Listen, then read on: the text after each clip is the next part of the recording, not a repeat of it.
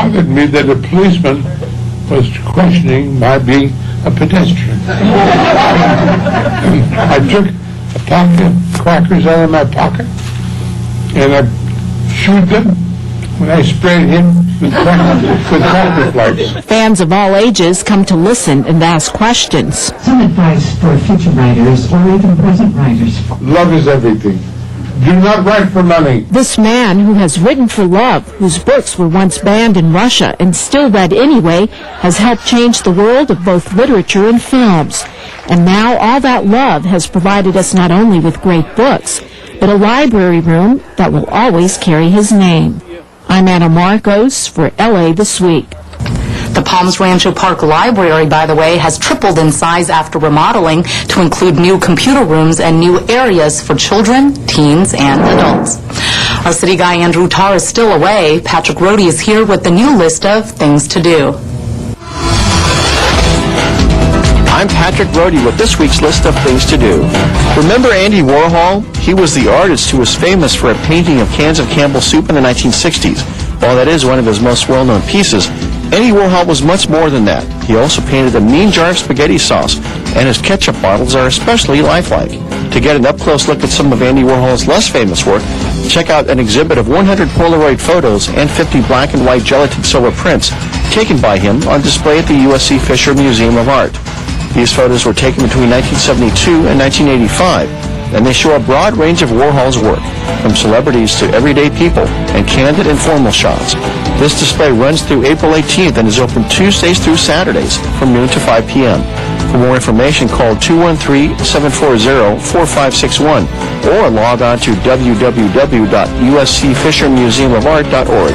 If you can't get enough of Andy Warhol, and frankly, who can, get over to the USC Fisher Museum of Art on Friday, April 10th for a screening of two of his films from the 1960s, along with the documentary Superstar, The Life and Times of Andy Warhol. The films will be shown between noon and 4 p.m., and the best part is admission is free. Again, for more information, call 213-740-4561 or log on to www.uscfishermuseumofart.org. While he was quite the artist, Andy Warhol wasn't a poet, as far as I know it. You can release your inner poet and bust some rhymes along the way at the Poetry Lounge, which bills itself as the largest and most renowned gathering of poets in the country. The Poetry Lounge is held every Tuesday at the Greenway Court Theater on the campus of Fairfax High School. The rhyming starts at 7 p.m. and runs until 10.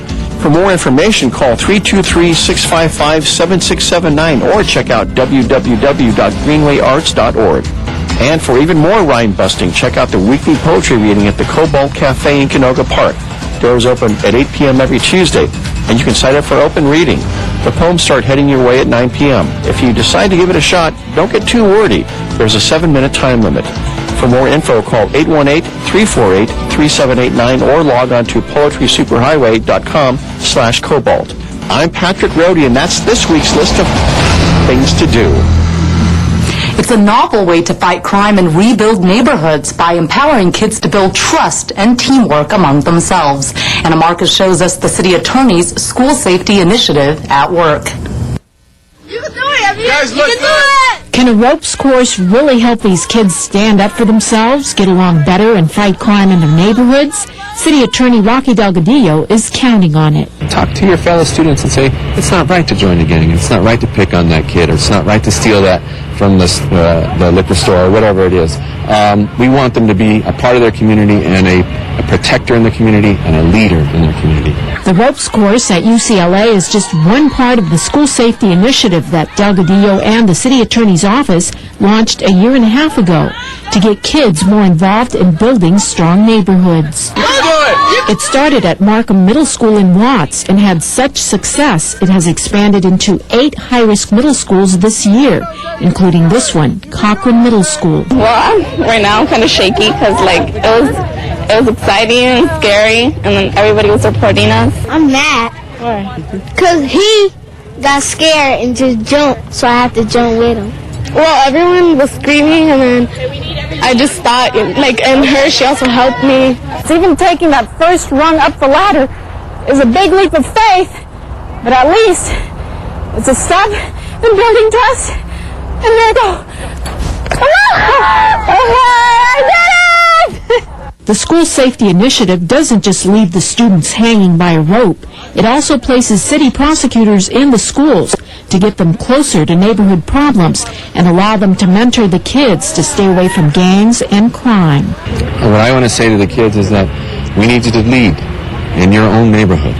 We need you to take those risks to play for our team, not for the other team. The hope is that trust building turns into building teamwork that helps build stronger, healthier neighborhoods. I'm Anna Marcos for LA This Week. About 50 students took part in the day-long ropes course. And that's going to do it for this edition. Thanks for joining us. I'm Ellen Chang. A reminder that you can catch us online at lacityview.org. We'll see you back here next week for more of LA This Week.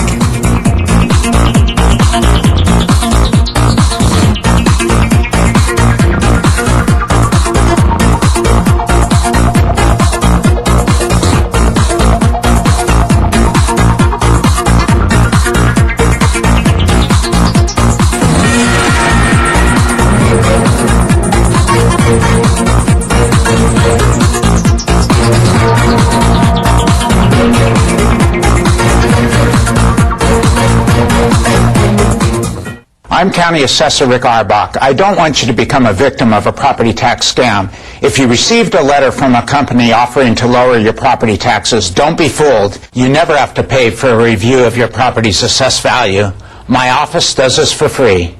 To learn more, contact my office, 888-807-2111 or www.assessor.lacounty.gov.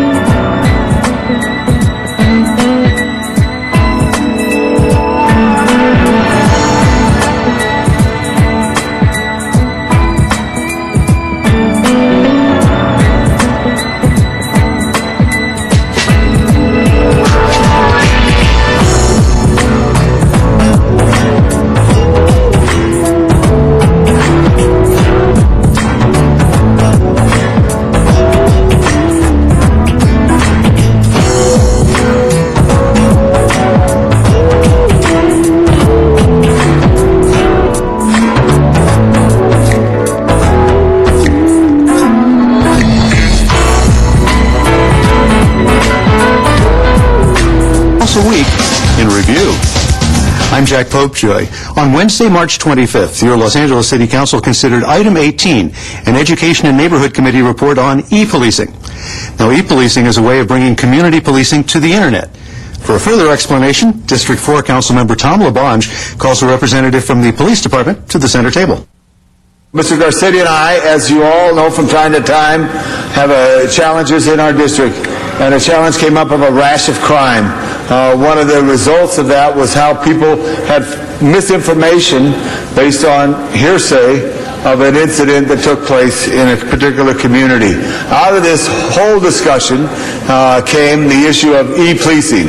E-policing, Detective Sergeant Ito, if you could give us the, could give us the 411 on how to move forward in this, and then that we would then have our Department of Neighborhood Council's General Manager say how he's going to accept this and get it out to more people. Harry, go ahead.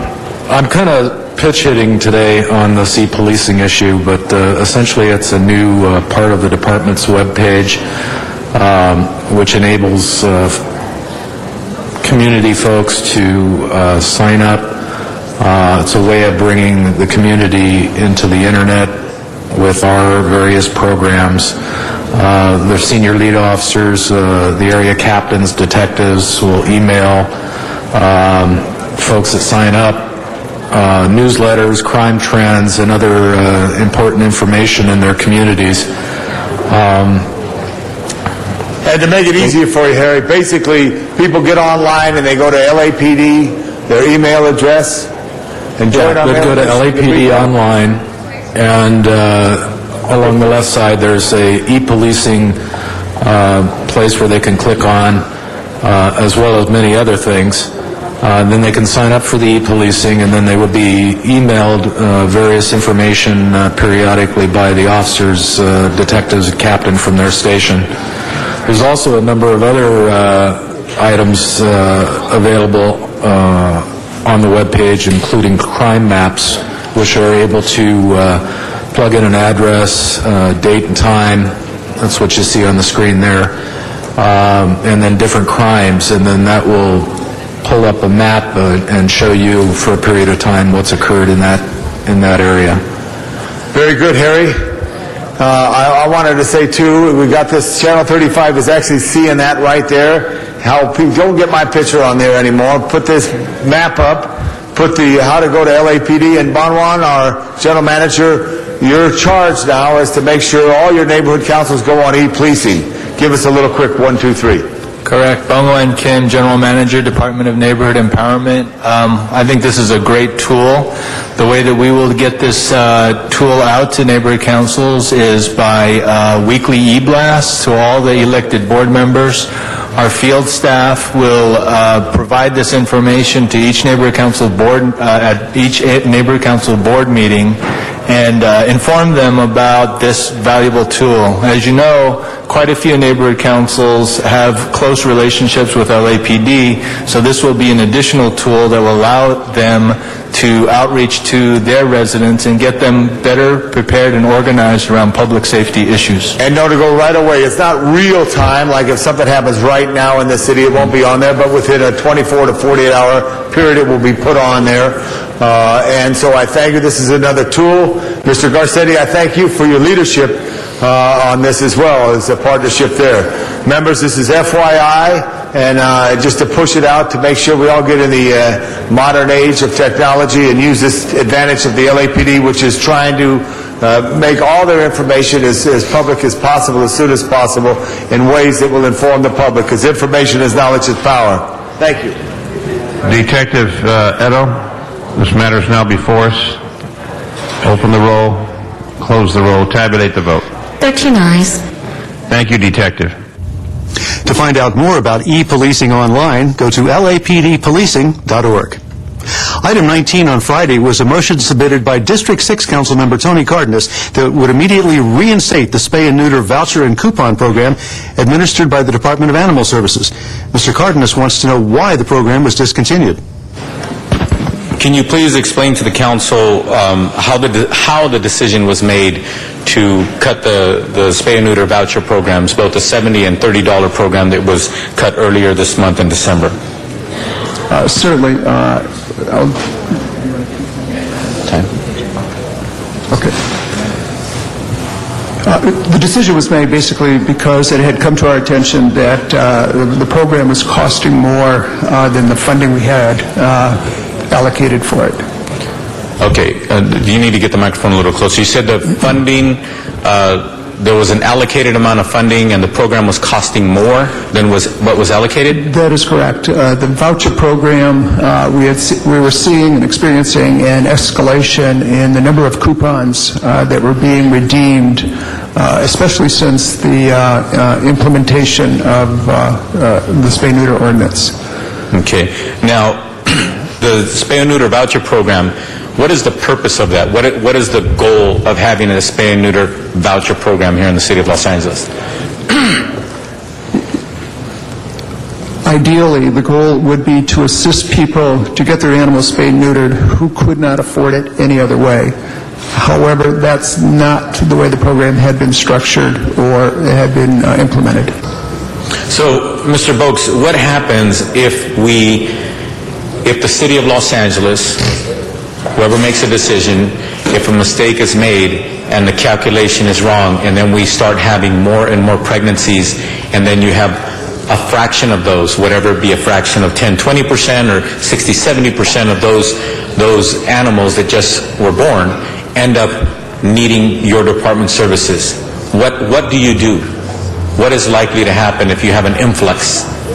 What happens to those animals? I think we all know what would happen is that there could be, over time, an increase in the number of unwanted animals ending up in our shelters. We don't want that. We want a spay-neuter program that's well-funded going forward. Okay.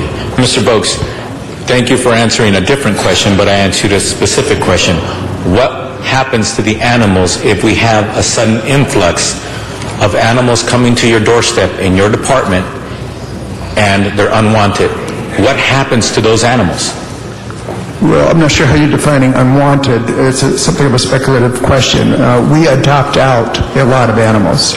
We have recently seen... How many so far, for example, last year, were unable to be adopted out for whatever reason? How many animals are euthanized officially by your department? Round figure to the nearest thousand. About 17,000. About 17,000 animals.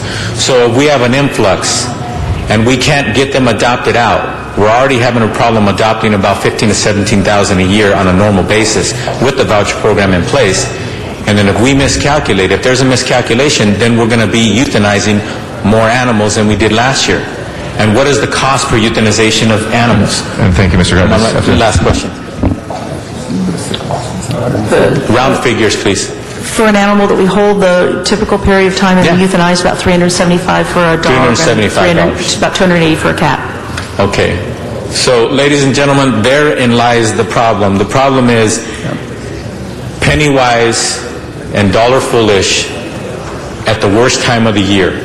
Speaking to the goal for Los Angeles becoming a no-kill city, District 7 Councilmember Richard Alarcon wants to know how the decision to terminate the coupon program was made. Mr. Boakes, I will be very candid. I have absolutely no confidence in your honesty, your ability to run a department. And I think you heard that in Public Safety Committee Monday. I did. 15 council members. We don't agree on many things. Many of us agree on this particular situation. Your operation of this department. And I will start my conversation with you by saying retaliation. As the chair of the Public Safety Committee, I want to make sure you're aware that if you retaliate against any of your employees that bring matters to my attention or any other attention of the members of this council, you will be held accountable for retaliating. And I have a box, Mr. Boakes, I'll be a happy box. to be held accountable. If I can please have the box. This box contains information from your employees. This box is full to the top. These are emails and documents that I received from your employees and from people who love animals on how bad this program is and other programs you're responsible for. This box is full to the top, Mr. Boakes. We manage many programs in this city. Police department, fire department.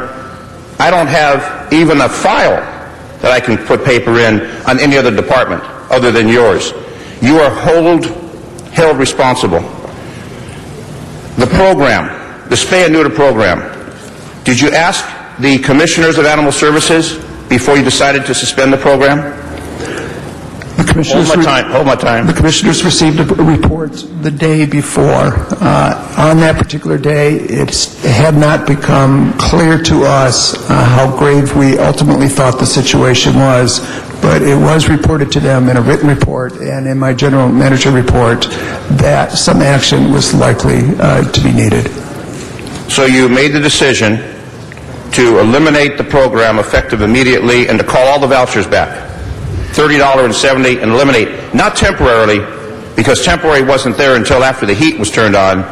It was to eliminate the program until the end of the fiscal year. Now you're shaking your head no, and I've got documents to show just the opposite, Mr. Boakes. There was never any intention to permanently cancel this program. But it wasn't decided to be permanent when it was first announced. It was the program's going to end this particular day, March 11th, March 13th, March something. I've got the documents, Mr. Boakes. The message has been consistent, I believe, from the beginning that the concern was that the demand was exceeding the funding. Now, when you look at the cost, as been discussed by two of my colleagues, the cost of killing an animal versus the cost of a spay and neuter program. Cost benefits spay and neuter. Would you admit to that? Absolutely. And if your department was having a problem with funding, why wouldn't you go to the committee that we've established to review that program in accordance with the ordinance on the spay and neuter, or consult your commissioners before making that decision to cut this particular program at this particular time of the year? Hold my time while he thinks, please. I agree that the Commission and the Spay and Neuter Committee should be involved in these types of decisions, and to the best of our ability, we informed them the day before the decision was made. It wasn't until the following day, and that I made the decision based on new intelligence that was coming forward that the program was far surpassing its funding. As I understand, the program for the $70 will be reinstated as of when? It was reinstated this last Wednesday. Okay, the $70 program is reinstated, and there's verification that the people qualify for the very low income category.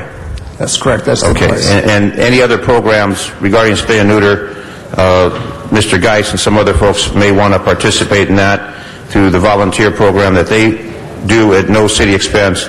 But as far as our spay and neuter, it will continue for very low income folks throughout the city of Los Angeles with verification. That is correct. Okay, thank you. I then conclude my conversation. Hope we can move the matter forward with that. Okay, that's our last speaker on the queue. As amended, those amendments have been accepted as friendly, so please open the roll on this item, close the roll, and tabulate the vote. 10 ayes. That is approved. Thank you. Thus, your Los Angeles City Council voted unanimously to reinstate the spay and neuter voucher and coupon program. On Wednesday, the Council considered two reports from the Public Works Committee concerning runaway film and television production in Los Angeles. After thanking the many people involved in bringing this legislation about, District 13 Councilmember Eric Garcetti talks about what he calls the multiplier effect. And I introduced this motion, which was continuing much of the work that we've done around here. And I want to thank Mr. Smith and Mr. Rosendahl, whose committees this went to as well, for their hard work on this as well. When we saw Ugly Betty decide to pack up and film in New York City. And when we looked at that, runaway production, one of the previous speakers was right. It's not runaway production. It's actually ran-away production. We're talking about production that is already gone, unfortunately, and is no longer here. When we look, we've hemorrhaged film production to Mexico, to New York, to Vancouver, Australia, as well as counties, cities, and states across the United States. And when we lose these productions, when Hollywood loses these productions, Los Angeles loses. For every 1 hour drama that leaves, we lose up to 250 direct jobs, 540 indirect jobs, as well as $3 million in income and sales tax revenue for us to do everything else. And we know that the multiplier effect, as was pointed out, of $1 in Hollywood is at least 5 times. So that's spent to a florist and a caterer, and that goes in the economy. So the multiplier effect, as we saw in a recent LA Times article about when the downturn in the economy, one person stops paying, that leads to somebody not going to a restaurant, leads that person not be able to go out and be able to be a waitress, that leads to somebody else having to cut back on what they buy, and it's a snowball effect. For every major motion picture that chooses to film somewhere else, this is what we lose. The equivalent of 141 one-year full-time positions, 425 indirect jobs, and up to $10.6 million in tax receipts. So the grand total of feature films, as was pointed out last year here in LA, last year was 3. We need to step up to the plate, according to District 2 Councilmember Wendy Gruhl, who also says when the entertainment industry chooses other cities and countries, it means a loss of jobs for Los Angeles. It is a ran-away production. When I worked at DreamWorks, and I would ask people, why are you filming in Atlanta at this time? Why are you choosing to film in another country? And they said it's about the bottom line, just like any other job. But what it means to us in Los Angeles, it means a loss of jobs. And the industry has always been able to be here and to create jobs even during tough economic times. It's one of the few industries that can survive through that. But what we have found is that they're going to these other states and sometimes other countries, but more so now, other states, because other states have understood what this state has taken a long time to understand, which is that the industry is important to us, and that it can be by being penny wise and dollar foolish. Thank you very much, Mr. Zine. Penny wise and pound foolish, we are losing these opportunities. We have seen, and Ugly Betty, although it was not the first to go to New York, it became the position, it became the picture of what people had been talking about. And all of a sudden, they're now, they've gone to New York. Citing examples heard during a Public Works Committee meeting, District 12 Councilmember Greg Smith contends we must do what we can as a city to remain competitive in the marketplace. Just at LAX alone, after they started filming again after 9/11, in just a couple years, 4,800 people worked at just LAX alone on filming going on there.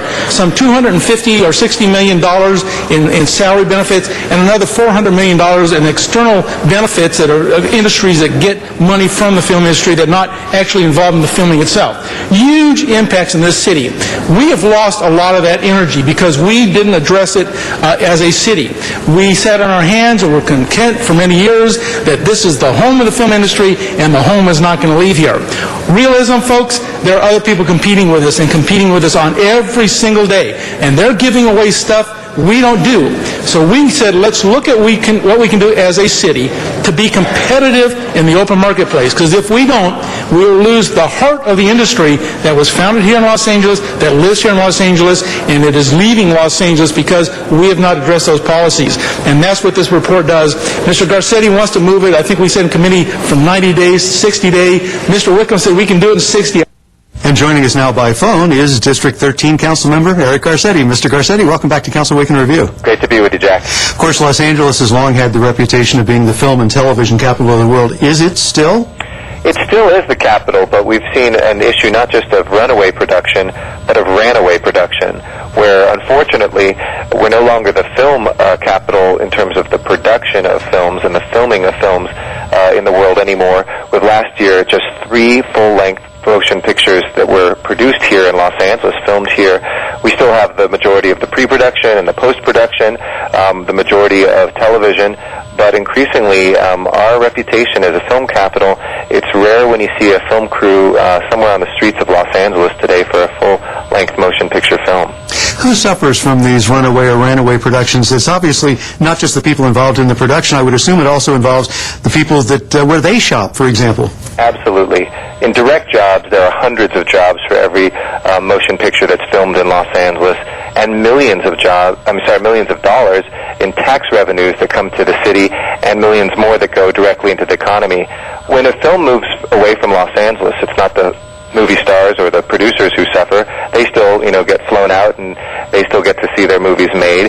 But it's the middle class here in Los Angeles that suffers. It's those grips and location managers, it's the caterers and people in the industries that are tied into the film industry. When there's a production in town, it's not just the direct money that's spent, but 4 or 5 times that every dollar is multiplied in the local economy or not when those productions aren't here. And it's the cleaners, the supermarkets, the barbers, for instance, exactly as well. Absolutely. I mean, the spillover effect of a motion picture that has on average about 150 jobs for the entire year that it films, those 150 jobs represent probably hundreds more as well when those people are paid. They live here in Los Angeles. They spend their money here in Los Angeles. And in a city that unfortunately increasingly is a barbell economy with real haves and have-nots, the strength of our city will be that middle, and that middle class that can support its family, stay here, live here, have a decent job, a non-polluting industry like the film industry. For all those reasons, it's critical for us to maintain our past and make sure that our future is full of films. You tossed out the number of when a feature film production leaves Los Angeles, we may lose, $10.5 million in revenue. How do you in tax revenues? How do you figure that?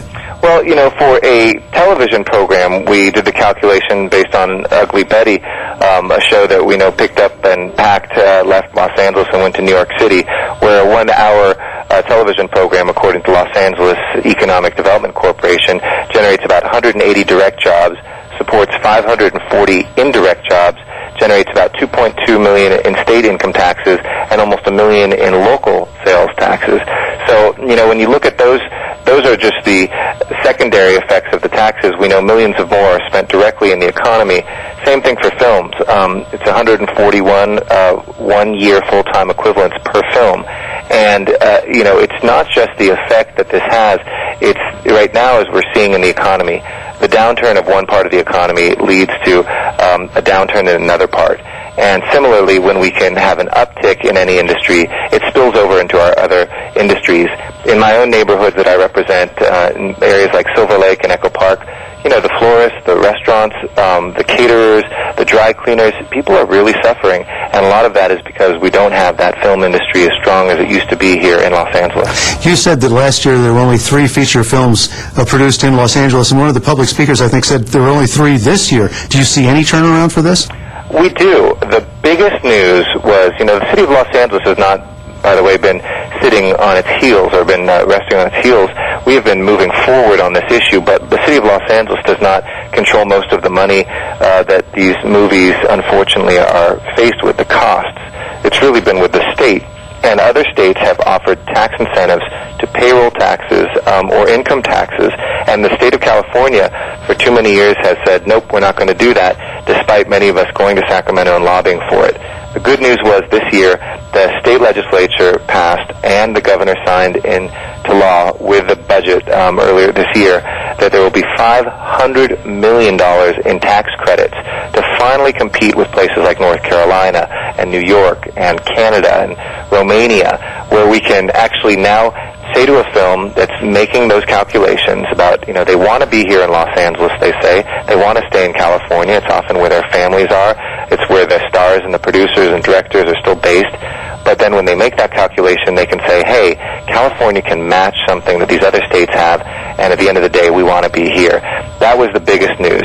But now we're looking at what else the city can do to make the infrastructure of our city a film-friendly place, from how easy it is to get permits to whether there's local plug-ins for people to be able to get power for their lights and all the equipment that they have instead of having to bring generators that are noisy and polluting onto our streets, or simple issues that are logistics like where do we park and how do we park our trucks for a reasonable price to make us competitive with other places. What are some of the other suggestions that you had in this package of materials you brought before the council?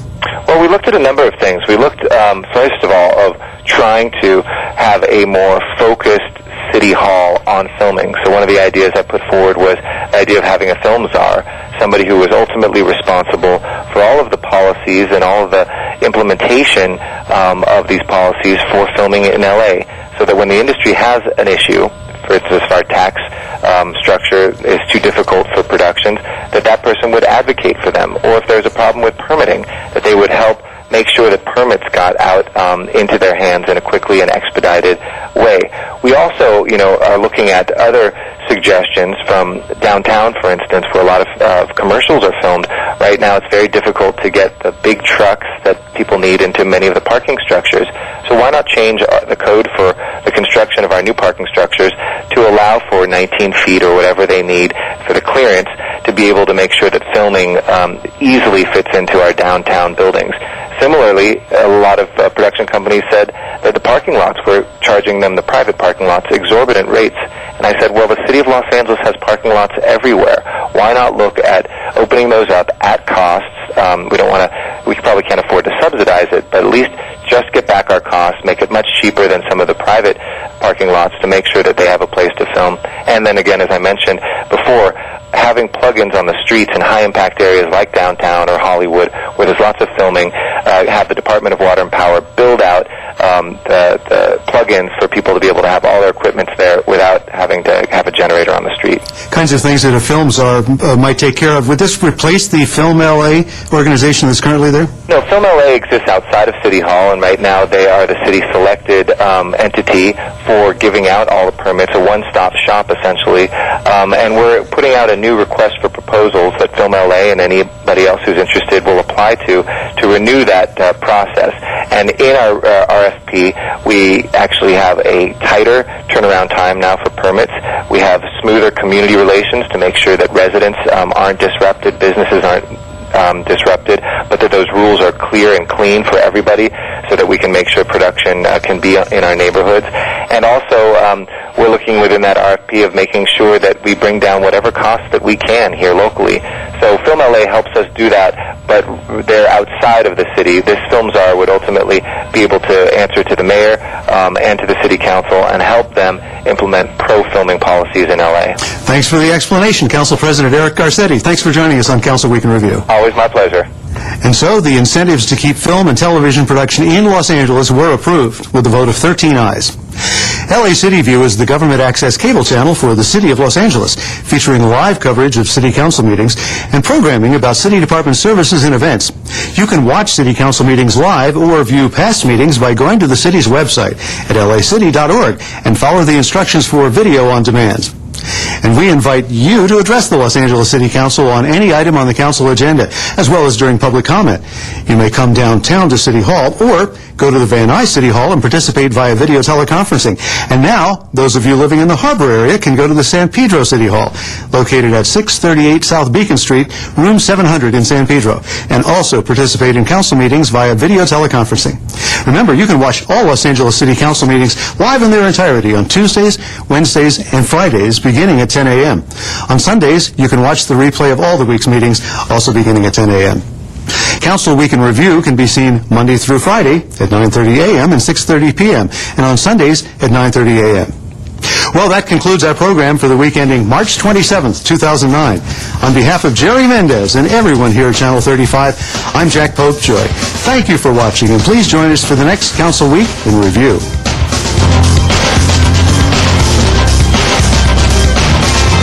I'm County Assessor Rick Arbach. I don't want you to become a victim of a property tax scam. If you received a letter from a company offering to lower your property taxes, don't be fooled. You never have to pay for a review of your property's assessed value. My office does this for free. To learn more, contact my office, 888-807-2111 or www.assessor.lacounty.gov. Hi, I'm Amy Smart, reminding you that if you have a dog or cat in Los Angeles like me, be sure to spay or neuter your animal. Not only is it healthier for the animal, but it's the law. I found the streets hanging with the homies, slinging drugs, doing time. This isn't what I wanted my life to be. I watched my homies drop like flies. I was shot with an AK-47, and I realized it didn't have to be this way. I made the transition from gangs to school. Someone helped me, and someone can help you. There is hope, and you can make a difference.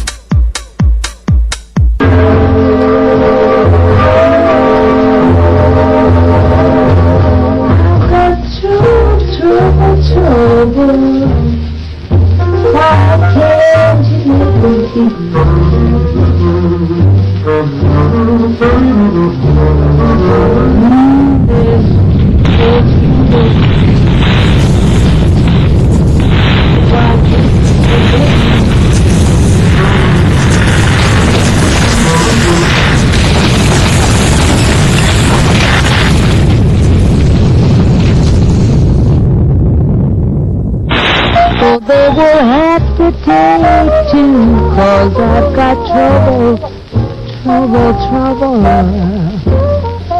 holding this man of mine. It seems there's always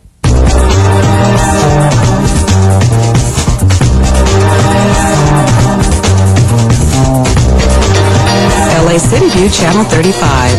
Your city, your channel.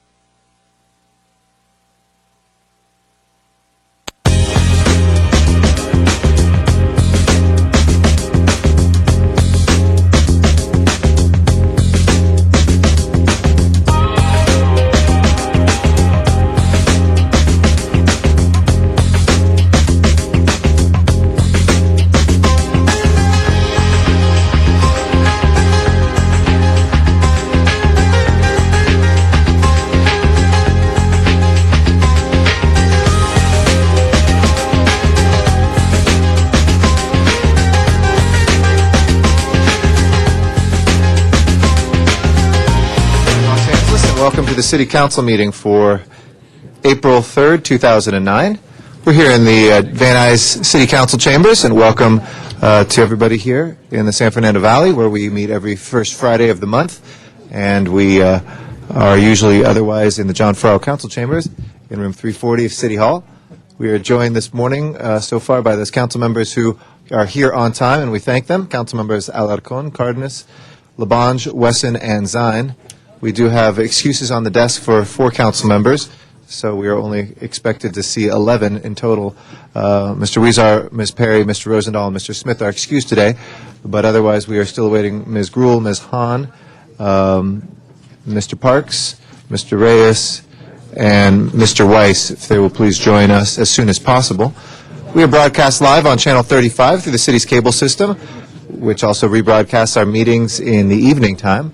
And there is a wealth of other ways to watch your city council in action on the internet at lacity.org. You can catch live streaming webcasts of our council meetings, archive footage of our past council meetings, and also you can use your telephone to call in and listen in to the audio proceedings of the city council and our committee meetings. That number is 213-621-CITY. That's 213-621-CITY. And you can listen in to any of the committee meetings or the full council meeting. Our agendas are available to the side over here, or also online or in person at the city clerk's office. Those are made available 72 hours in advance, 24 hours in advance for our special meeting items. We also have cards to fill out for speakers who would like to be heard on any of the items that are before us today. And we have a section of the meeting called General Public Comment, which is for items not on the agenda, but nevertheless under the jurisdiction of the City Council as well.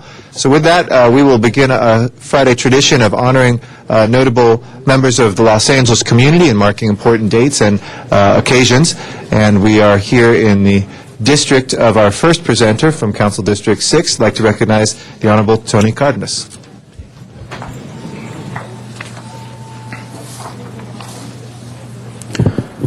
Good morning, council members, City of Los Angeles. It's with great honor and pride that I make this presentation regarding a self-defense workshop that was given in my district just this past March 21st. Come on up a little closer. A little closer.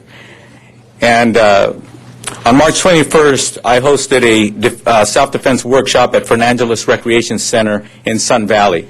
All the entire community was welcome, and we had approximately 100 people, mostly women, who took advantage of this opportunity to learn how to better prepare themselves and put themselves in a position where they'll be less likely to be attacked or assaulted.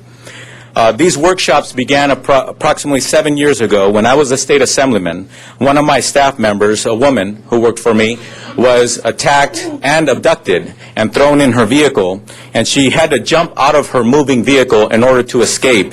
And just so that people understand how important it is for individuals to be prepared and hopefully and never be in this situation, they found her vehicle the next day. She had her laptop computer on the front seat. It was still there. She had a piece of jewelry and some money right there in the console of her vehicle. All of that was still there. So we concluded, along with the police officer who was with us when he presented the vehicle to the victim, is that it looked as though the person was not interested in the vehicle, the person was not interested in monetary values or the computer, etc. The person was interested in abducting this individual, and she is lucky to have escaped with her life. So with that, I talked to her after everything calmed down, and she was pretty much okay, but very shaken up.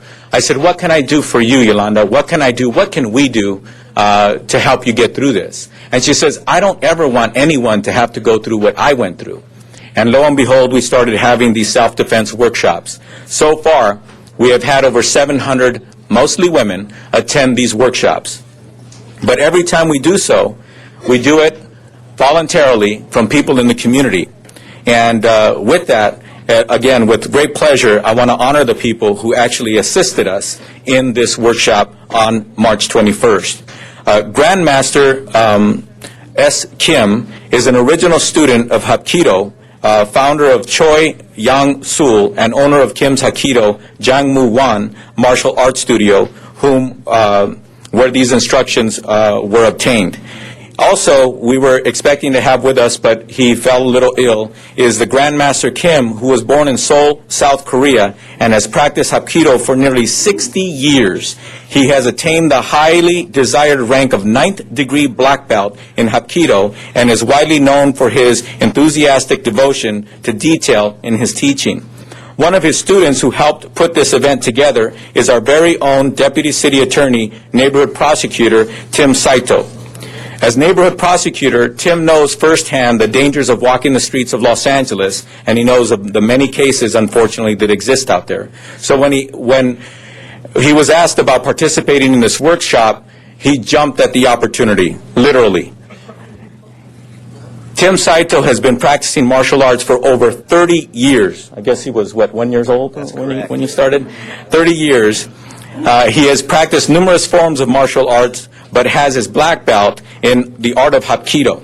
And also, the people had the pleasure of seeing a tremendous demonstration, of which my wife wouldn't even let me think about doing, where he had some nunchucks, and he was blindfolded, and his wife held an apple at the end of a stick, and he did a demonstration, and those things were flying around, and lo and behold, he hit the apple, and I couldn't believe it, but his wife, Stacy, was actually smiling when it was over. But it seemed a little scary from us, but obviously they both know what they're doing. Tim has been involved in numerous tournaments and demonstrations and teams, but now he's a neighborhood prosecutor, and he's giving back to the community in a very, very special way.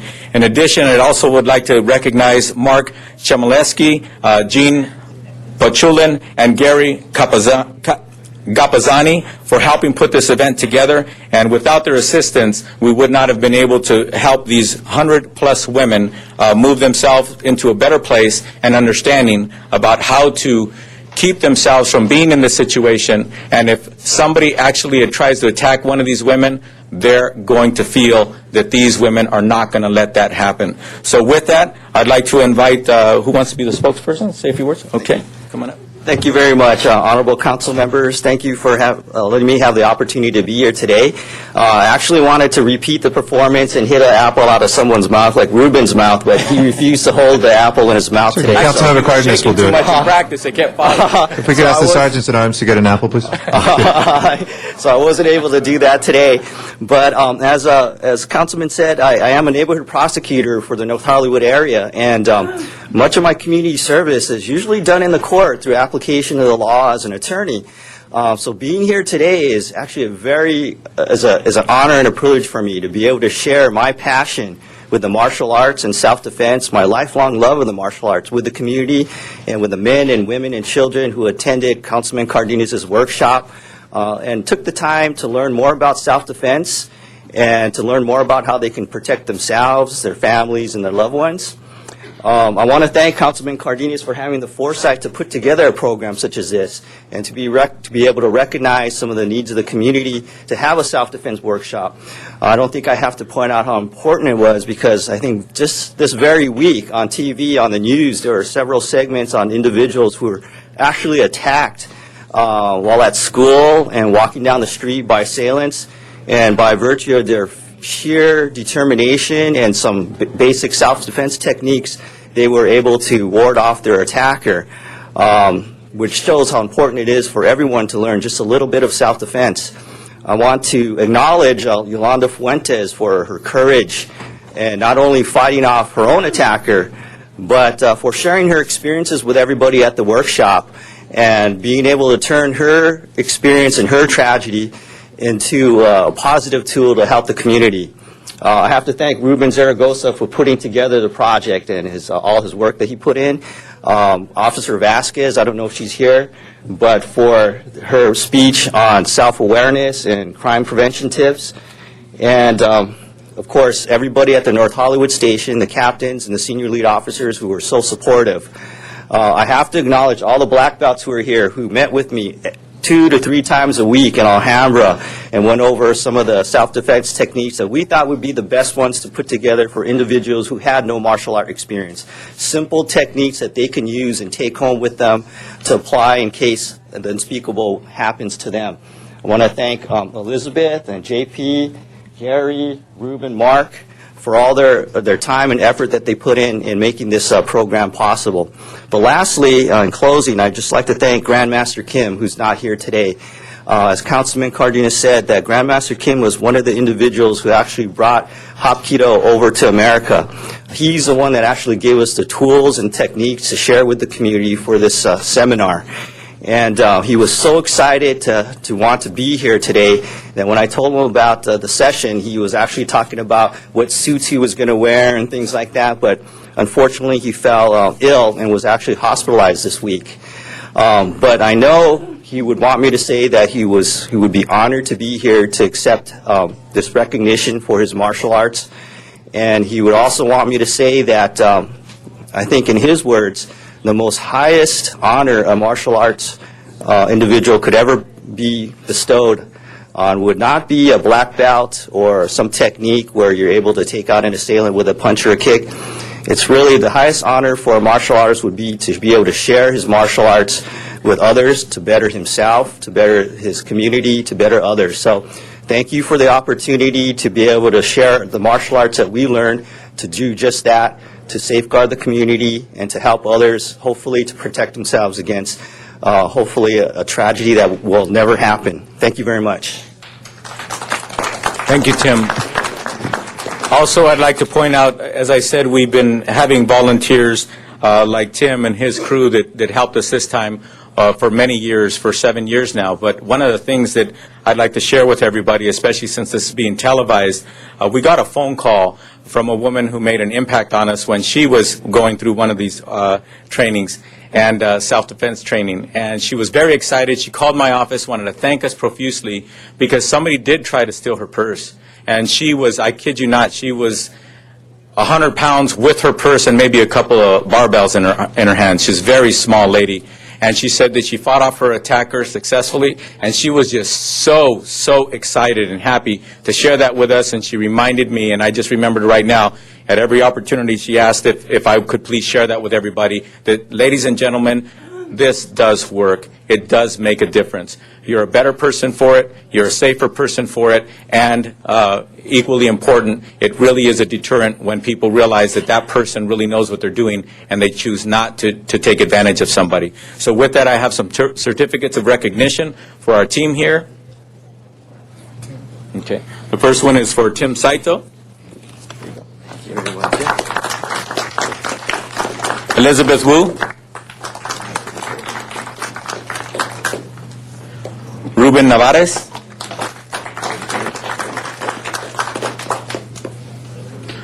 Mark Chmielewski.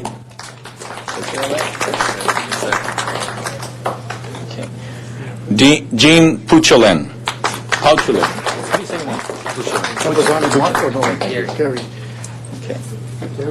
And Esther Vasquez. Good to see you. No.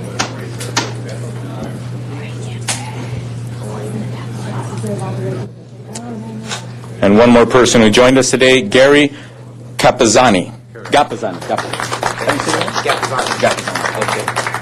And we have some other certificates for the people who couldn't be here. And once again, it took this whole team to do the wonderful job that they did. And now over 100, mostly women, are better prepared. And I hope and pray that no one actually tries to attack someone. But if they try to attack one of these women, I think that they're going to learn their lesson. Okay, so thank you very much. And also I want to thank Kim's Hapkido for giving me the shirt. And like was said earlier by Tim, this shirt is very nice and I'll cherish it. But what's more important is the memory of knowing that we made a difference in over 100 people's lives. Thank you.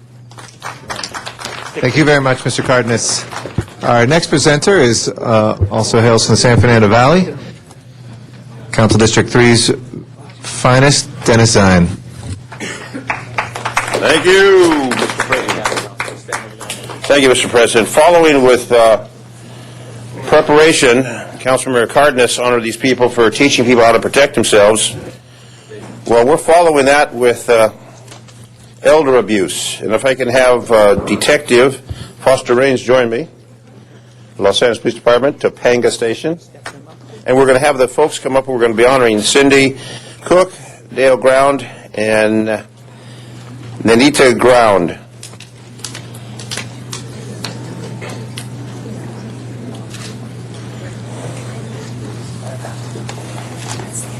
This is a story that is amazing. We're going to recognize Cindy, Dale, and Anita for their caring and unselfish actions which resulted in the arrest of 2 suspects in an elder abuse case in which an elderly West Valley resident lost his home and other monetary assets over $100,000. The victim, 86-year-old Mr. Welch, a childless widower.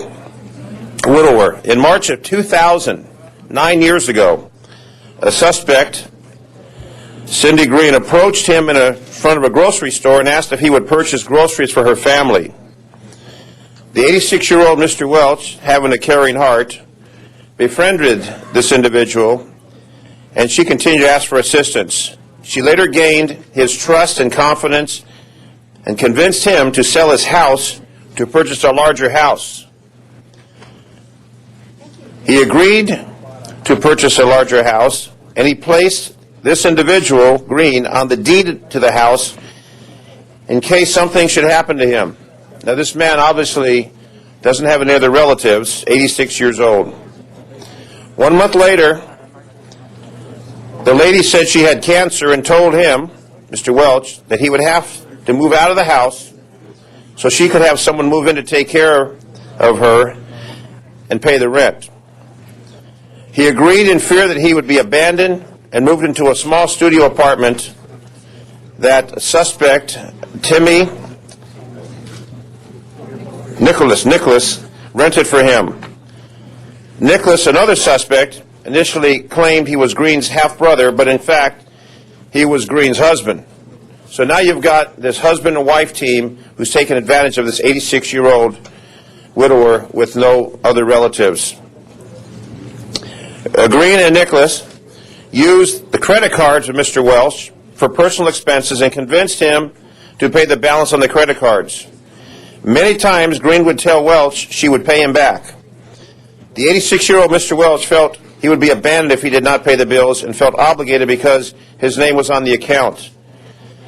Welch's finance decreased to a level where he refused to pay the bills. Green repeatedly asked Welch for money to pay the bills. Welch again felt intimidated and feared he would be abandoned if he did not pay Green and Nicholas' bills. Total assets were depleted from over $100,000 to approximately $9,000, which created great fear and stress and anxiety for 86-year-old Mr. Welch. Welch's fellow church members, who we have here with us this morning, observed that Mr. Welch was depressed. Welch finally felt confidence and confided in these church members who convinced him to report the incident. Cindy Cook, Cindy, raise your hand, please. Cindy Cook had known Welch from the church, and on April 1st, 2008, she reported the abuse to Adult Protective Services. Dale and Netta, over on this side, also knew Welch from the church and asked Welch to stay with them so Green could not continue to manipulate Welch to give her any more of his assets. So Mr. Welch, the 86-year-old, moved in with this wonderful couple. And I understand you're both blind. Yes. So Cook and Grounds continued to take care of Welch for months while our detective, who came to the rescue, Detective Raines, no relation to Dallas Raines, the weatherman. I already asked that because people would ask that. Continued to take care for the months while Detective Raines investigated the abuse and filed charges on Green and Nicholas. On numerous occasions, Cook would drive Welch to West Valley Police Station when needed for investigation. Also spent many hours organizing his financial records to provide the information to our detective, Detective Raines, for prosecution. Cook also drove Welch to his medical appointments, took care of him, took shopping, etc. And as we see, the Grounds are both blind. They did not hesitate to open their residence to Mr. Welch, and as time went on, Welch began to smile and laugh again. After months of investigation, our detective was very successful, and I'm going to bring him forward, Detective Raines, to say what he did in this case. And we talk about abuse. This is a classic case of elder abuse, which would have gone undetected and people would have continued to rip this man off. And the technical term is they're Roma, but it's the old gypsy scheme where they befriend senior citizens. And I'm going to turn it over to our detective who did the investigation, and you'll hear the results of this interesting scenario.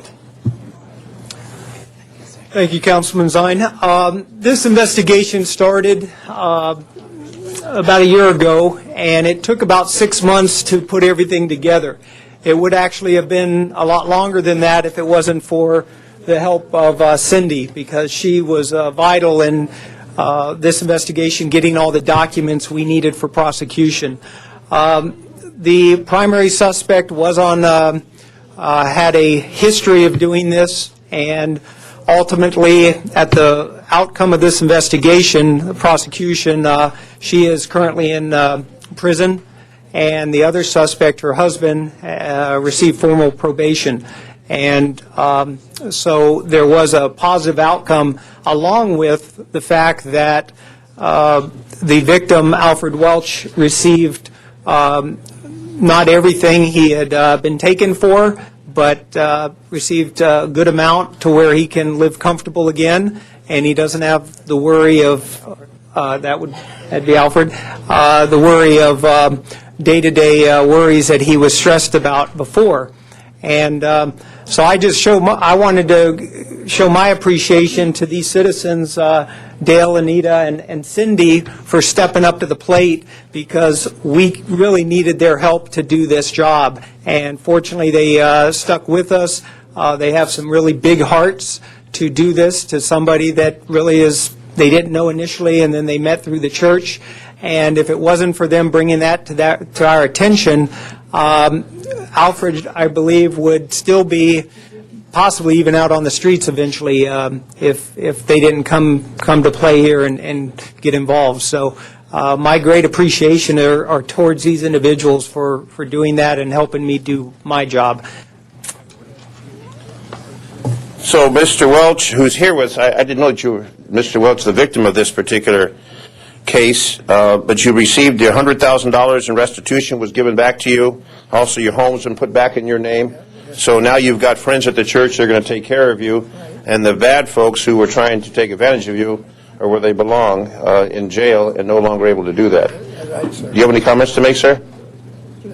You can come forward if you wish. That covers about all that I want to say. Why don't you come up here? First thing, How old are you now? 87. 87 years old. Well, firstly, Come to the mic so they can hear you. first I thank Dale and Anita Brown of taking me in. I don't know what I would have done. So the whole family came together to help you? Yeah. Your friends from the church, the detective range from the police department, and now what we have are congratulations for Cindy. You were driving everybody around. Congratulations to you. We want to recognize you. Deo, we want to recognize you. Nika, we want to recognize you. Thank you very much. So what this case illustrates is friends in the community that help an individual, and sadly this case is repeated many, many times, where the victim loses everything. And if people out there have the situation that happens to them or a neighbor, there are resources available. And also I want to acknowledge Detective Raines, who put this case together and got these folks sentenced to jail where they belong. So Detective Raines, thank you for what you did. Very, very well. So thank you, congratulations, and the best of luck to all of you. Thank you for being here today, and the City Council acknowledges your great work. Thank you. Thank you I very have much, one more Mr. Zine. presentation, Mr. Yes, President. I know that. We'll recognize Mr. Zine again. Okay, Cindy, go ahead. Hi, I just want to thank everyone very much for this. We really appreciate it. It's a little emotional. Seeing him happy was all we needed. But basically, with the grace of God and hard work, and Detective Raines, we could not do this without him. So Los Angeles needs to be very proud of this officer, and we thank him. Thank you, Cindy. And if you please have a seat, we'll do some photos in a moment. Detective will escort you back. I have one more presentation, Mr. President, and this is for a man and his son. Come on up, man and his son. Father-son time here. Michael Sprout, Vice President of Woodland Hills Sunrise Little League. Mike, and your son is with you this morning. Spound. I know, Spound. What did I say? Sprout. Okay, Spound. Spound. It's spelled right, though. Spound. Yeah. Spound. Mike Spound. Okay, last time I saw you, we were on the baseball diamond. That's right. With you. That was me. Mike has been a coach and manager of Woodland Hills Sunrise Little League since 1996. Woodland Hills Sunrise Little League is in its 54th year. Throughout this time, hundreds of thousands of children in our community have had the opportunity to experience the joy of Little League baseball. The league was born in 1955 when a group of very special parents felt that Little League was something that the Woodland Hills community needed for the neighborhood children. The organization has helped teach and nurture over 30,000 children. You see yourself on TV? Okay, because you asked if it's going to be on TV. It's going to be on TV. In 1999, one of the Little League kids was chosen from among thousands of national entries as the Little League Sportsman of the Year. Most proud of the fact that for 54 years they have offered kids a safe haven to play baseball and learn about things that are a trademark of Little League: teamwork, sportsmanship, loyalty, and courage. Today the league services the communities of Woodland Hills, Tarzana, Calabasas, Reseda, Winnetka, Canoga Park, and West Hills. 750 children participate this year. Countless hours are finding sponsors and raising money, help defray the costs to the league so it's affordable to all the families. In addition, they have scholarships for the less fortunate families, and the volunteers, including Mike, work selfishly at all the games to run the snack shack, coach, umpire, groom the field. Unlike other baseball leagues, they never turn down or cut a child from the program.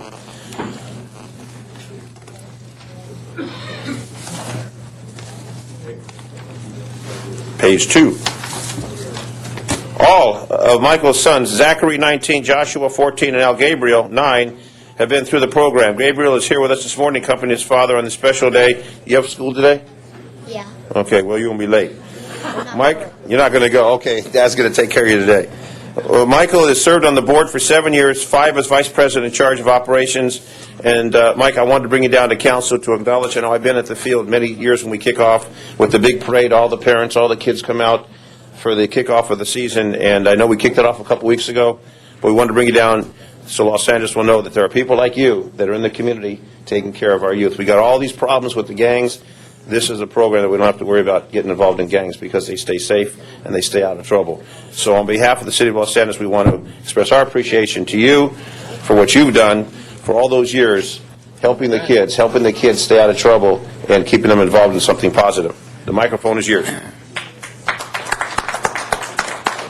Thank you very much. I very quickly just want to thank Councilman Zine, who, without his generosity of support and resources, the fields look a lot better. And there are kids that are playing baseball that couldn't afford to every day at our fields, thanks to Councilman Zine. We've become friends because of opening day, and it's an amazing opening day. It's a little bit of small-town America, as close as you can get in Los Angeles. And I organize it, but I couldn't do it without an incredible board of directors that we have, and people in the community like Officer Scott Peters at Fire Station 72 and Officer Leslie Kincaid of the Topanga Police, and all of the parents who create an amazing opening day. And the last thing I want to say, and I'm glad my son is here representing his two brothers, because that's why I coach, but I really coach because my dad coached me, and I'm involved in my league because my dad coached me. And I hope that my son gets the opportunity to coach his kids, because so many dads are doing very important work like we see behind us and in front of us. People are very busy, and I'm lucky I have the time to do it, and I can't tell you how much I appreciate you allowing me to be here today, and I accept this honor. It's a pleasure. Thank you. And I just, you mentioned Littletown. I just want to mention, they have a parade that starts a few miles away, and all the teams get on trucks and buses, and they come all decked out with their uniforms, and the parents are all there. No buses. No buses. Oh, the fire truck. The fire truck. They're on all over the fire truck. Bus. The double decker, the red one. I got pictures to show. It's a fire truck. Okay, so what happens is they have this huge parade, and everybody's there taking pictures. They have a police motorcade, and then they get in there, and then all the teams are introduced, and all the parents are there, and it's just a beautiful day. And then what happens is the people who are leaving the team, who are graduating, each of their families comes up, and the boy gets a rose and presents a rose to the mom. And it's such a family environment. But when you talk about small-town America, that's an example of a small-town America environment where it brings the whole community together. And if it wasn't for your leadership, Mike, that wouldn't be happening. So congratulations to you. We'll see you there at the field playing many games, correct? Intermediate Cubs. Okay. There you go. Let's hear it one more time for Mike. You're welcome. Thank you very much. Thank you, Mr. President. Thank you. And Madam Clerk, please call the roll. Alarcon, Cardenas, Gruel, Han, Weezer, Labange, Parks, Perry, Reyes, Rosendahl, Smith, Weiss, Weston, Zine, Garcetti, 11 members present, and a quorum, Mr. President. Okay, first order of business, please. Approval of the minutes. All right, Ms. Gruel moves, Ms. Hahn seconds. Without objection, those will be approved. Next order of business. Commendatory resolutions for approval. Mr. Parks moves and Mr. Labange seconds. Without objection, those will be approved as well. If we can run through the agenda, please. Before beginning the regular agenda, Mr. President, there are several items that have been requested to be continued. Item number 7, request to continue that matter to May 5th. All right, without objection, we'll continue item 7 till the 5th of May. Next item to continue. Item number 8, the applicant consents to a continuance to May 8th on that one. All right, continue that as well. And item 12, I think there's a Yes, item request? number 12, a request to continue that to Tuesday, April 7th. Okay, without objection, we'll continue that as well. On the regular agenda, items 1 through 6 are items noticed for public hearings, and those are street lighting district hearings, and the recommendation for council action is to open the hearing and continue the hearing and ordinance to April 24th. All right, without objection, we will open those hearings and continue those ordinances till the 24th of this month. Next items? Next items are items for which public hearings have not been held. Items 9 through 23, 10 votes are required for consideration on Mr. those. Cardenas? 9 special. Okay, Mr. Cardenas, call 9 special. Yes, and there are cards on 9, 10, 11, 19, 20, and 21. We will call those special for cards from the public and open and close the public hearings on the rest. Anybody wishing to call specials from the council on the balance there between 13 and 23? And, Mr. President, I believe there's a request on item number 14 to receive and file that matter inasmuch as it's a duplicate motion. All right, I will move that for Mr. Rosendahl and Ms. Hahn. Without objection, then, with that and the other items that are before us, if we can take up the balance, please prepare the roll. Tabulate the vote. 11 eyes. That is approved. We can call the roll for the special meeting, please. Alarcon, Cardenas, Gruel, Han, Weezer, Labange, Parks, Perry, Reyes, Rosendahl, Smith, Weiss, Weston, Zine, Garcetti, 11 members present, and a quorum, Mr. President. Okay, first items. First items are items for which public hearings have been held, items 24 and 25. Okay, anybody wishing to call 24 or 25 special? Seeing none, go ahead and prepare the roll and tabulate the vote. 11 eyes. Those two items are approved. You got it. 25 forthwith without objection from Ms. Hahn. Next items. Next items, 26 and 27, are items for which public hearings have not been held. 10 votes are required for consideration. I believe there are cards on both those Okay, items. we'll call those special for cards from the public. Do you wish to take those two items now since council Yes, is in the please. Let's special go meeting? ahead and do that first, and then we will come back to our general public comment. Item 26, Mr. Zumadog, if you'd like to come forward. Mr. Zumadog here on item 26. Going once, going twice. All right. Close the public comment on 26. Please open the roll. Close the roll and tabulate the vote. 11 eyes. As approved. Number 27, please. We also have a card from Mr. Dog. Is he here? Do not see him. Close the public hearing, and please open the roll, close the roll, and tabulate the vote. 11 eyes. That is approved as well. If we can adjourn the special meeting, head back to the regular meeting, and we'll take our general public comment now. This is for items that are not on the agenda, but nevertheless under the jurisdiction of the city. We have 2 minutes on the clock there to help you guide your time. And yes, Mr. Labange? Mr. President, Madam Clerk, number 23 was an amending motion for Mr. Weezer. It wasn't distributed in time. At Okay. the appropriate time, Reconsider that? rediscuss- Okay. Yeah, Let's go okay. ahead and Thank reconsider you. that real quick. 23, please. If we can open the roll on reconsideration, close the roll, and tabulate the vote. 11 eyes. Okay, and we'll hold that on the desk for the amending motion. All right. Our first speaker for general public comment is Chuck Tenon. After that, we will hear from Sean Murphy. Just as an announcement, those folks that are in San Pedro, we do not yet have the capability when we're here in Van Nuys to watch you here from San Pedro, so our apologies today if you're out in San Pedro. We are working on that to make sure that when we're in Van Nuys, we can hear you as well. Tuesday, when we return to the City Hall Council Chambers downtown, we will be able to take testimony from both Van Nuys and San Pedro as usual. Good morning, Mr. Tennant. Good morning, Council President Garcetti and council members. State Senate Majority Leader Dean Flores has publicly made his position clear on the Marine Life Protection Act that is destined to close down our recreational resources that help our economy. $120 million of private money to bail the state out to implement it. You, as our city leaders, are all an intricate part of this city, and you need to voice your input to him and the state legislature so this city and its people and the local economy doesn't get hit with a brick that will further damage our local economy to the extent locally of $100 million and 20,000 jobs. Add that to the struggling recession. And people of L.A., you should attend all the council meetings, at public comment, and express your feelings in that. Attend the budget committees, the planning committees, the transportation committees, the housing committees, hearings on issues that affect your neighborhood, and attend the neighborhood council meetings. Speak at public comment. Speak at the committees. If it's an issue that affects you, you need to be there and do that. Things like decayed roads, traffic, graffiti, housing, jobs. You know, it starts with you and me.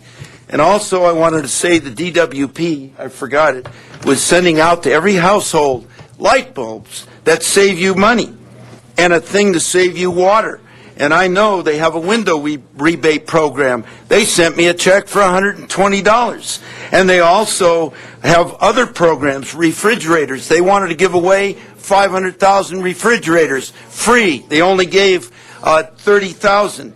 And Herb, yes, Ronald McDonald does have a program to help the kids. He wants to take them fishing, do a great big show, give out prizes, help the kids, and it can be done. Thank you. And Marina Del Rey has just gotten a new boat, the Spitfire, to add to the fleet to take kids fishing. Great. Thank you very much, Mr. Tennant. Thank you for your activism as well. Sean Murphy is our next speaker. After that will be Kenny Ortega.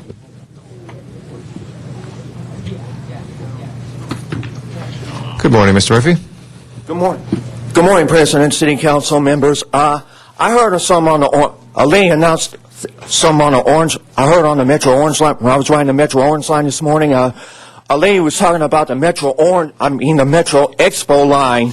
There will be a There'll be a protest between Exposition Park and Western tomorrow. Martin Luther King Day, Martin Luther King's anniversary. I only heard parts of it. I had to get off at Valley College. I just heard party announcement. There will be a protest tomorrow at Exposition and Western, and they're going to rally from there to Dorsey High School. That's all I heard. Only heard parts of it. I'm going to cut down on coming down to city council meetings. It's going to be every other week, okay, council members? I feel coming down here every week is not good. I want to cut it down to every other week, if it's okay.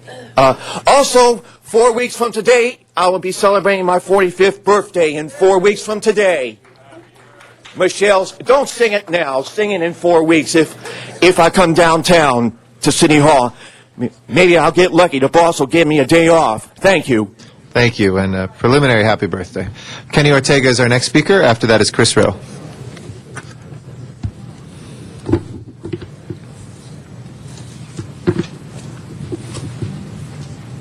Good morning. Good morning, President Garcetti, council members. My name is Kenny Ortega. I'm speaking on behalf of Sherman Oaks Lutheran Church this morning. First off, I'd like to thank the guys from Fire Station 88 for their excellent service day in and day out.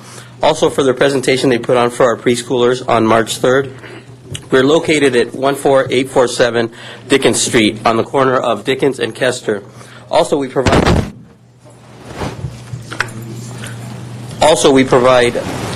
free ESL classes on Tuesday and Thursdays at 6 p.m. for beginners, 7 p.m. for advanced. So you have no excuse not to speak English because it's free. Also, I'd like to thank our council president, Garcetti, for taking interest in one of my proposals. Also for his keeping me up to date on that proposal. Also, I'd like to thank Council Member Gruhl, who, upon hearing my latest proposal, sprung into action and put me in touch with the right people. I'm so looking forward to hear Wendy announce it to the public once it's official. Also from Tony Cardina's office, I'd like to thank Lorena Burnell and my field deputy, Jonathan Navarro. From Van Nuys Neighborhood Council, I'd like to thank Candido Merez for all his help. Thank you. Thank you very much. We appreciate it, Kenny. Chris Rowe is our next speaker. After that, it's Mort Allen. Good morning. It's Chris Rowe. I'm sorry that Councilmember Perry isn't here today.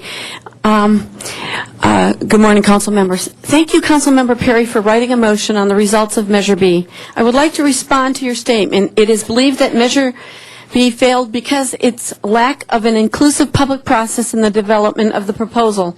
In the fourth paragraph, you go on to state, to achieve this, the city should embark on the development of a new solar program that is done in cooperation with all interested stakeholders, including the private sector, neighborhood associations, environmental groups, interested residents, the Department of Water Power, and the workforce community. Nowhere in this document, also signed by Councilmember Garcetti and Councilmember Gruhl, did you mention the term neighborhood councils. Measure B failed first and foremost because the mayor and the city council chose to bypass the neighborhood council system, which includes the LADWP Neighborhood Council Memorandum of Understanding Committee. The volunteers of the LADWP MOU Committee take countless hours to attend these meetings several times a month to understand the technical details of all LADWP projects, whether they be energy, water, or other LADWP programs. Your statement in the March 25th 2009 motion states that the solar program should be developed in a manner that utilizes the most reliable technology and minimizes overall program cost and impact to the ratepayers. Measure B guaranteed all the jobs to the IBEW. This was a major reason that the neighborhood councils and many labor unions opposed Measure B, that the jobs were only for one union. The labor union told you on November 7th, 2008, at your meeting in Van Nuys, that skilled union workers such as the Homeboys would be cut out of these jobs, and still the City Council made no provision for them in this 400-megawatt project. The IBEW does not have all of the skilled laborers that would be necessary for this project. The mayor was promising jobs for everyone under Measure B, but soon other unions realized that this was not the case.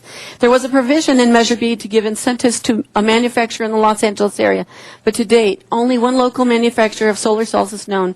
The Secretary of Energy, Stephen Chu, has stated solar technology, he said, will have to get 5 times better than it is today, and scientists will need to find new types of plants that require little energy to grow and that can be converted to clean and cheap alternatives to fossil fuels.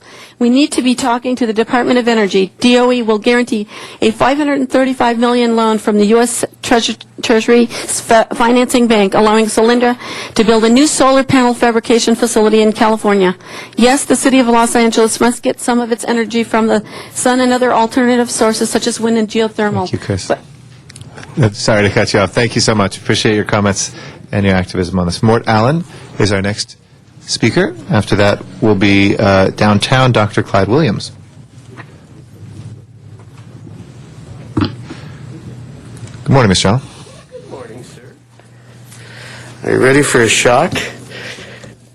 I was sitting in my office, which is next door to a certain campaign office, yesterday, and a national reporter came in that's doing a big show.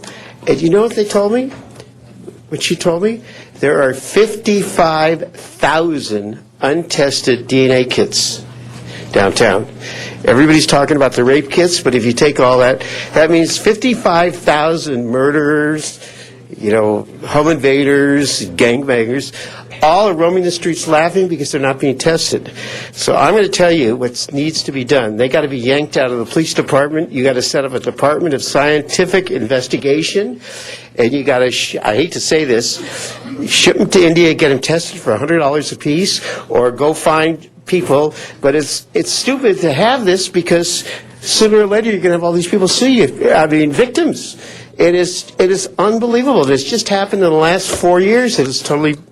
So I basically just want to say that I don't think all of you know it. Maybe you do or don't. But if you don't know it, you should put your foot down because you've been told that there's only rape kits is all they talk about. but none of the others have been tested.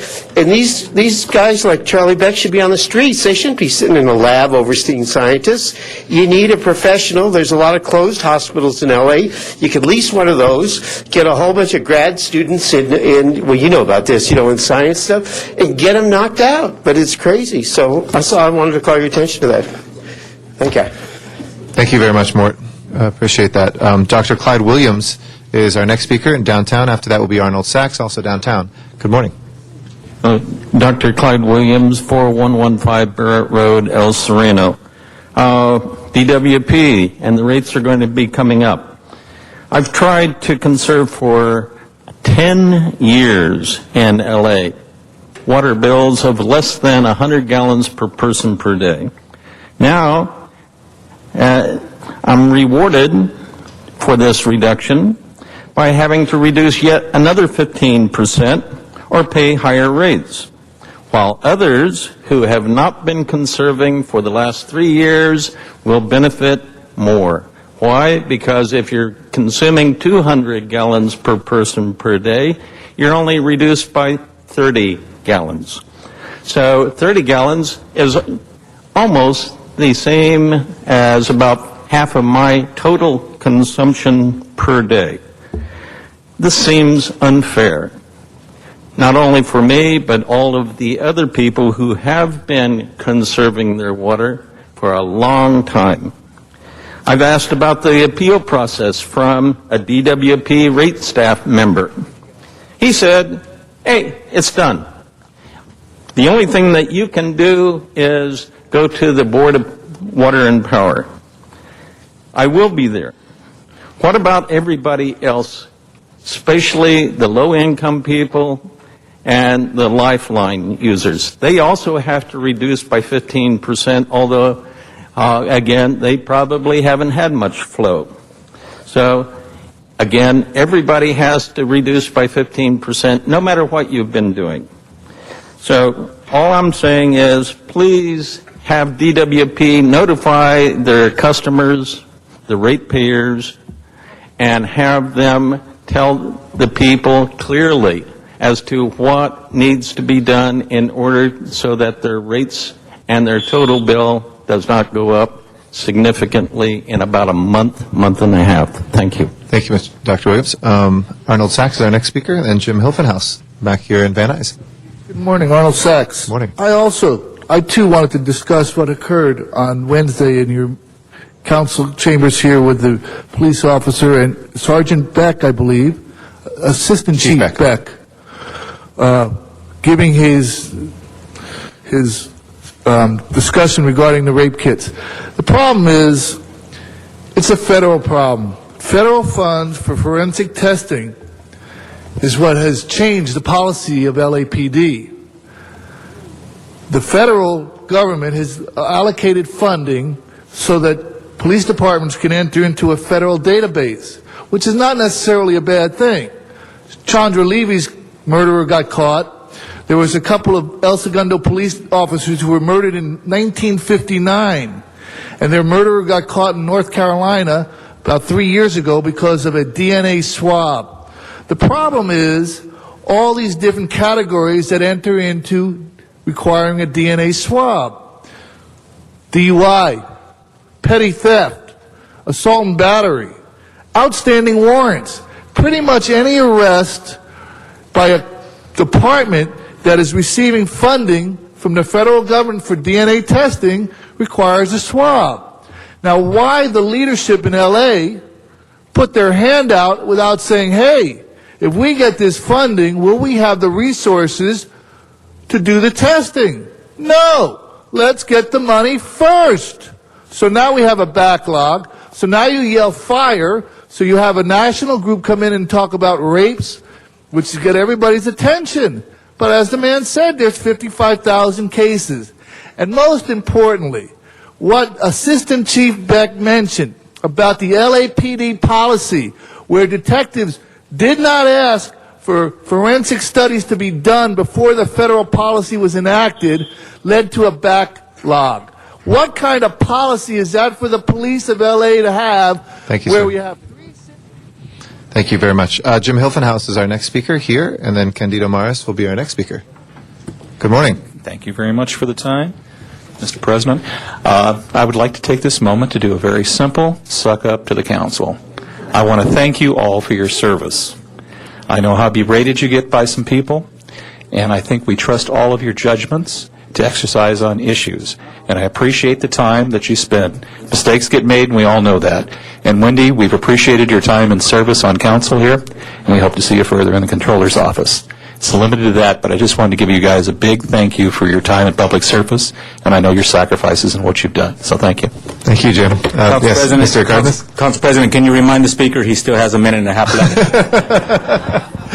Thank you very much. Candido Maris is our next speaker. After that will be Zuma Dog.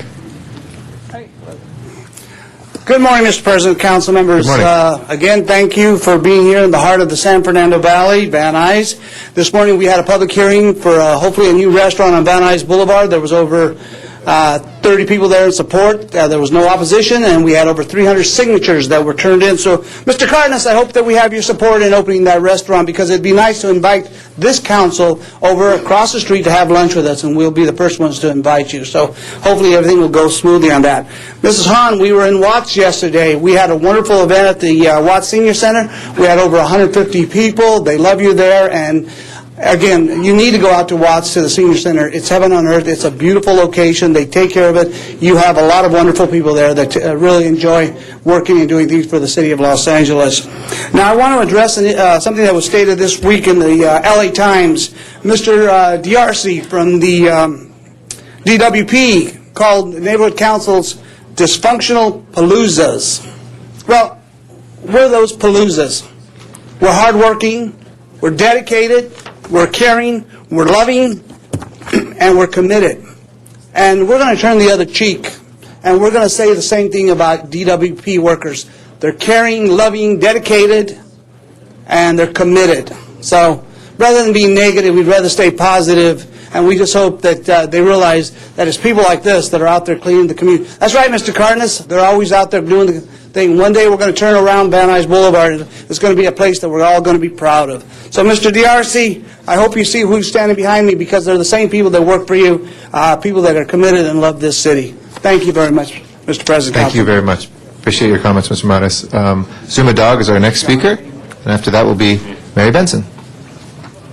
Good morning. Yes, good morning, and we conclude Zuma Dog's 3-year anniversary on the 3-year anniversary of the miserable experience of the first time I had to come in here. Actually, it was downtown. Yes, April 4th, 2006, the day Herb Weston will never forget. As he said in LA Times, he's stunned and amazed, and council's never seen anything like it. Hey, you know what? I've never seen anything like council. And if you check in today's daily news, thank you so much. Of course, the Zuma Dog mentioned, because they talk about the city council dog and pony show. They say here, when they call it here, it's a fashion show, it's best in show, it's a comedy show. Some people call it a 3-ring circus, Dennis Zine says, as many will agree. So anyway, it's been miserable, and I don't thank you. But you're not going to stop, and you're not going to change, so you can continue to see me here. And I'd like to say right now that the Zuma Dog blogging has made it to the attention of federal authorities, as I hoped it had. Sure, when you go out there sending to Barack Obama from Zuma Dog about Villaraigosa, yeah, your phone rings. Yeah, it's 202. Yeah, they say, I bet you didn't know we follow your blogging. And I just love it. Let the people know when Zuma Dog blogs about the things going on in City Council and the things Villaraigosa is doing. Yes, let's just say Capitol Hill. We'll take it there at least. And I'm here to issue the warning. City of Los Angeles bankrupt. Lacer lost $7 billion. The question Zuma Dog wants council to ask, what was being invested in? It was not investment grade. It was risky downtown development projects that the mayor strong-armed Lacers into. It's risky Wall Street. I want to see how the people managing the investment funds got those accounts. Were they contributing to Villaraigosa? What was being invested in? How much money did they make? Were bonuses giving? I want a city council member to sit up and make a motion right now and say what they are going to do to close this gap and not just feel good talk. Do I have a leader out here? Thank you, Mr. Dog. Appreciate your comments. Mary Benson is our next speaker. After that will be Daniel Gusts. Good morning. Good morning, council members. My name is Mary Benson, and I'm here today to speak about the Equine Advisory Committee. A month ago, in this council chambers, Wendy Gruhl's motion was passed unanimously to create an Equine Advisory Committee. And what we need now are members from each council district appointed to the committee. And I'm so happy to see Councilmember Wesson here today, because last summer, instead of taking kids deep sea fishing, he took kids horseback riding in our area. And that's kind of the key to this. This is for the kids. This is for every council member to take advantage of what a great family activity like horses and horseback riding can teach every council member. I want to thank Councilmember LaBonge and Councilmember Garcetti and also Councilmember Smith for appointing representatives to the committee, but we need every member to consider appointing an individual to the Equine Advisory Committee. And if this could be assigned to a staff person, and we could call and get the names of those staff persons, I think every member committee has people interested in equestrian or horse-related items, and if we could just get a member appointed from each committee, that would greatly help the cause. The horse industry contributes a great deal. This is the home of the Western movie. There are many people involved in the horse industry. Jan Perry has 45 people employed making saddles down on Mission Street, right in the heart of Los Angeles. Those people also benefit from the horse industry here. So I appreciate your time, and we hope to be hearing from you and contacting you soon about your appointee. Thank you very much. Thank you, Mary. Appreciate your comments. Daniel Guss is our next speaker. After that will be Shri Shankar. Good morning. The dog who Herb Wesson instantly found a home for last week. There's a beautiful photo on the Daily News website today of Jan Perry's staffer who took that dog last week, and it's a beautiful photo, and I thank you for doing that. I'd like to see some of the big dogs brought in once in a while to let people know there are great big dogs there, too. I want to thank every member of City Council for appointing a fantastic representative to the Spay-Neuter Advisory Committee. That's headed by Laura Beth Heisen, or I should say chaired by Laura Beth Heisen. Everybody who you appointed to be on that committee is fantastic, and they created an amazing, amazing report that I've read this past week, and that should be your Bible for moving forward and making this city closer and closer to low kill, and hopefully no kill someday. This committee has wonderful rescuers, a veterinarian, a philanthropist, and just a great group of people. And that piece of work, I mean, this group should really be honored here for what they've done. And I hope that as you eventually look for a replacement general manager, maybe you'll hopefully put Laura Beth Heisen at the top of that list, because she's a brilliant person with a JD MBA, and she's a rescuer, and she's extremely devoted, as is every member of this committee.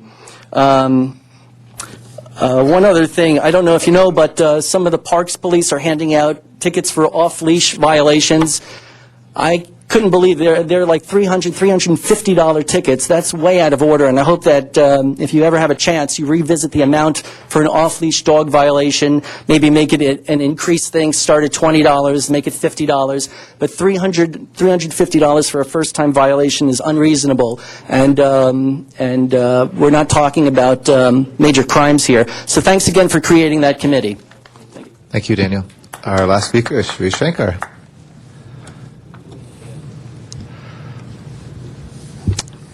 A very good morning.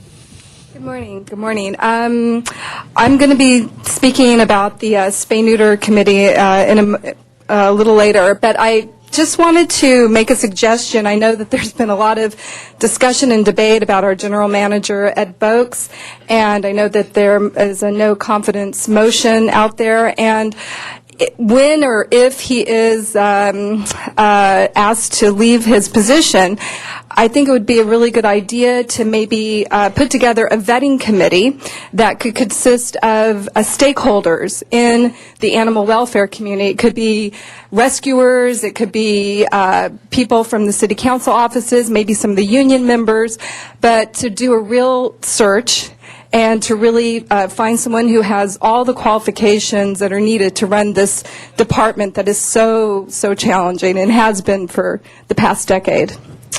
Thank you. Great. Thank you. Appreciate your comments, Sherry. That will close our general public comment. If we can go to the items that have been called special, please. Mr. President, item 23, that was called special. There is a substitute motion that has been distributed. Do you want Okay. to? Yeah, let's go ahead and take one? that up then, please. Now that's been substituted, please prepare the roll and tabulate the vote. 11 eyes. That is approved. Next item called special, please. Item number 9 was called special by Councilmember Cardenas, and I believe there are cards also on that item. Mr. Cardenas, would you like to take cards on item 9 first? Okay. Our first speaker is Phyllis Doherty on item number 9. And then we will go downtown and hear from Arnold Sachs. Come on forward. Good morning. Sorry, I'm limping a little bit. Don't worry. Don't worry. Phyllis Doherty, Animal Hope you're Issues okay. Movement. I don't like that the focus of the problem is being taken strictly to the spay-neuter issue, when this wouldn't be here if the licensing had been done. Licensing has not been done long before Ed Boakes came here. There have been many attempts to just place another person at the top of this department, and it's going to work. In actuality, you have 3 people right now that are equally culpable and equally responsible for what's happening in the department.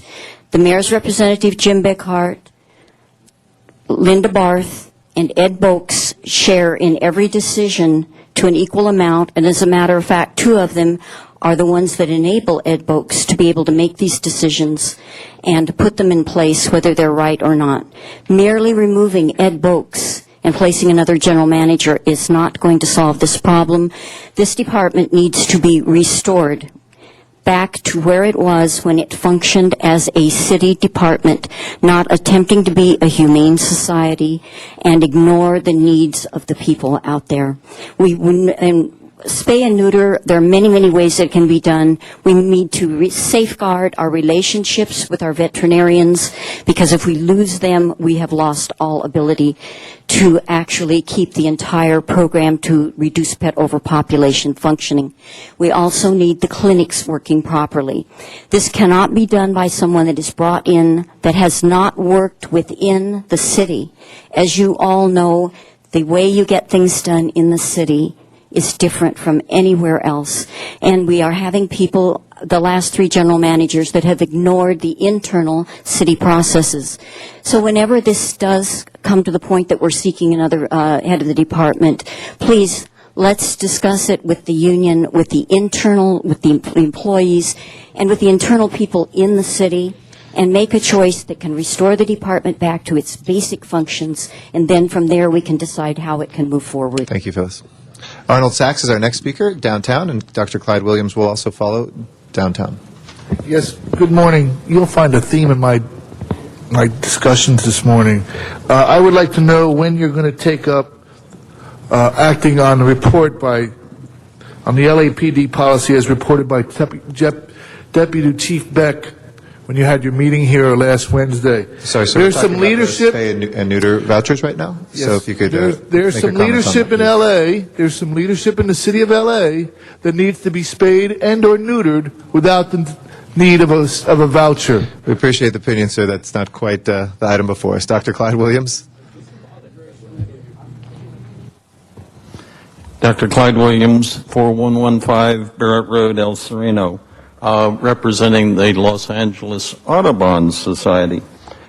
Okay, I personally raised over 80 dogs and placed all of them. The current discussion seems quite inappropriate because there's not enough being done to spay and neuter. Discount coupons, hey, how about licensing fee? How about the penalty for off-leash violations? How about the penalties for non-license violations? However, we need to get the dogs and the cats spayed as quickly as possible, because what can we do? For Audubon, the cats are the primary problem. Dogs occasionally take birds, but cats really prey upon the birds. And oftentimes they don't eat them, sometimes they do eat them. And everybody thinks it's so nice when their cat brings in a dead bird. We don't think that way. We would recommend that the discount be total, free. And it would save a lot of money.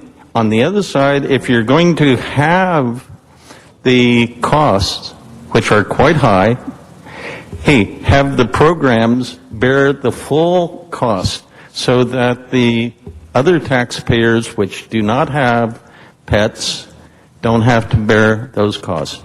Buy a bird. It's a lot cheaper. Thank you. Our next speaker is Gregory Pollock here in Van Nuys, and then Daniel Gus.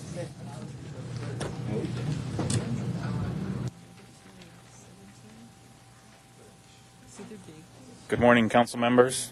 Good morning. I'd like to read the words of Ms. Lori Golden. She's the publisher and editor of this publication. It's taken from her front page, or internal page of her magazine. And about two-thirds of the way down, it reads, on March 12th, at the grand opening of Wolfworks, the new humane pet store in Beverly Glen, formerly Pets of Bel Air, I ran into Mr. Box. Wanting to be sure I had the correct information, out of curiosity, I asked him whose decision it was to suspend the S/N discount coupon program. He told me point blank that it was the City Council's decision. When I mentioned I did not see that specifically in his statement he released a few days earlier, he said, I chose my words very carefully, as I have to any time I write something like that. However, a few moments later, I spoke to another person who said it was not the City Council's decision, that they had no idea the program was being suspended until they heard about it from their constituents. It's in this magazine. Thank you. I believe her words to be true. Thank you. Daniel Gus is our last speaker on this item. Everything that Phyllis Doherty said about the blockage and what's going wrong with the Ed Boakes story was absolutely true. There's not just an Ed Boakes problem, it's a severely also Linda Barth problem. She can't be made the GM of this department, at least in the long run. Maybe the interim just to get to a new GM, but Linda Barth has to be moved out of this department, and Jim Bickhart can no longer be the mayor's bridge. I mean, he should no longer be the mayor's bridge. These are two people who have been supporting the problems, and every month when you get another Ed Boakes fiasco, whether in the media or in city council, it's because Linda Barth and Jim Bickhart have enabled Ed, and they have covered for Ed, and they have tinkered with the Animal Services Commission so that Ed could just get away with so many things that we haven't talked about here. So what Phyllis said is exactly right. You can ask almost anybody in the humane community, and I think they'll agree with that. So far, my charity gives out those $30 vouchers. I have received no email from Mr. Boakes as to the status of them. Do we turn in the leftover ones? Can we start reissuing? What are the parameters? Somewhere buried on the website of the Animal Services Department is what's going on with the $70 voucher. The information is not there on the front page, and this is the number one news in the department, and Ed's not getting that information on the front page of the city website. I'd like to know where Ed is today. I can tell you he's not here. We're talking about the Spay-Neuter Advisory Committee. He's out of town. I don't know if he's on vacation, but this is where the man should be during a crisis. And again, I hope that when you do look for somebody to restore this program and restore this department, you start with a short list that looks at Laura Beth Heisen, because she knows this stuff, and this will put us on a good path. Thank you. Thank you. That will close our public comment. Mr. Cardenas, that finishes the cards on item 9. Thank you very much, Council President and members of the council and the public.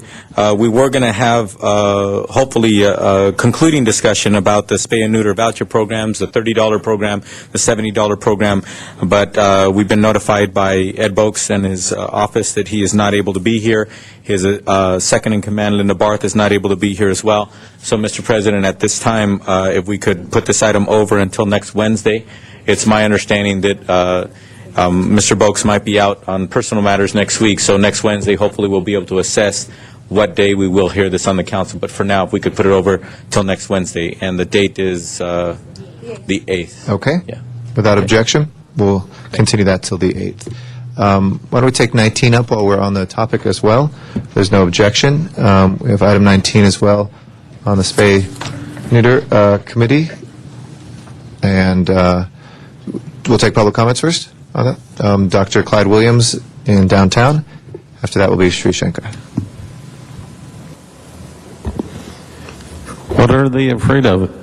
Clyde Williams, 4115 Barrett Road, El Sereno. Reporting doesn't do very much good when it's only once a year or even once a month. However, put it on the web page for the city. Put it on a special web page for spay and neutering. Summarize all of the penalties. Summarize all the laws. Summarize how much Animal Services has to pay when you don't spay and neuter. We are concerned about the birds. So we would like to have a breakdown as to spay and neutering of cats versus dogs. What can we do? How can we support a program when the Animal Services staff last week did such a poor job? Are we expecting them to do a better job next week? Probably not.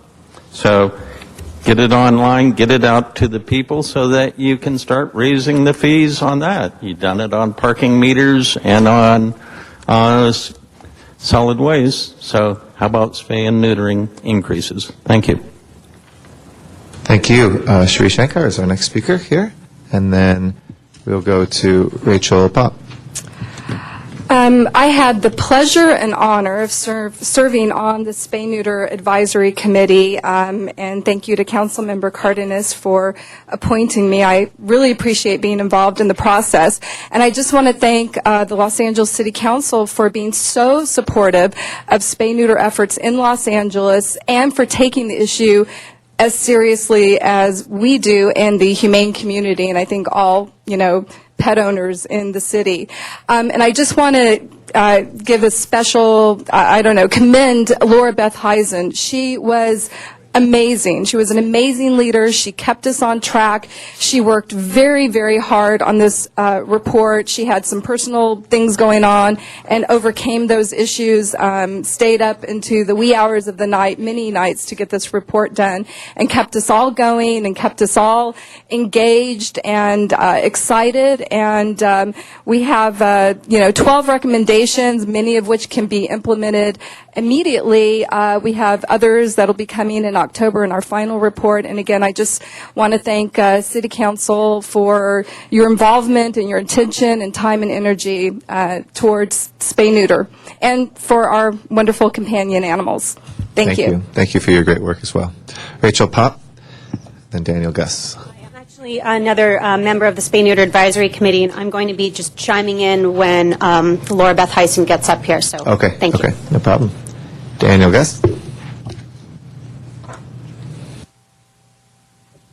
I don't want to be too repetitive for the things I've said so far, but if you want to get an idea of how little Ed Bogues has had to do with the Spay Neuter Advisory Committee, he's the secretary of the committee.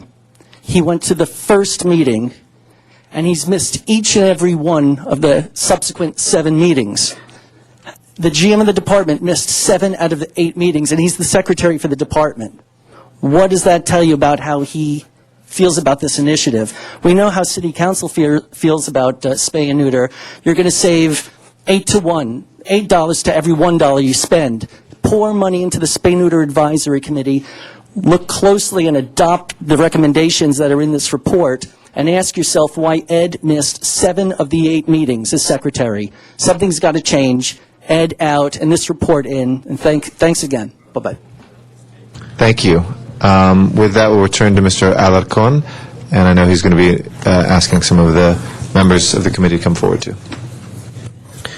Members, as you know, when we enacted the spay and neuter ordinance, we created an advisory committee comprised of citizens of Los Angeles, appointed by our council, and I can tell you that they've already come back in a short span of time with a report that makes numerous recommendations that I believe will give us positive direction in our spay and neuter program.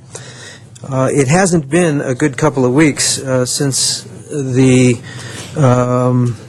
effort to eliminate the voucher programs, or suspend, I should say, the voucher programs.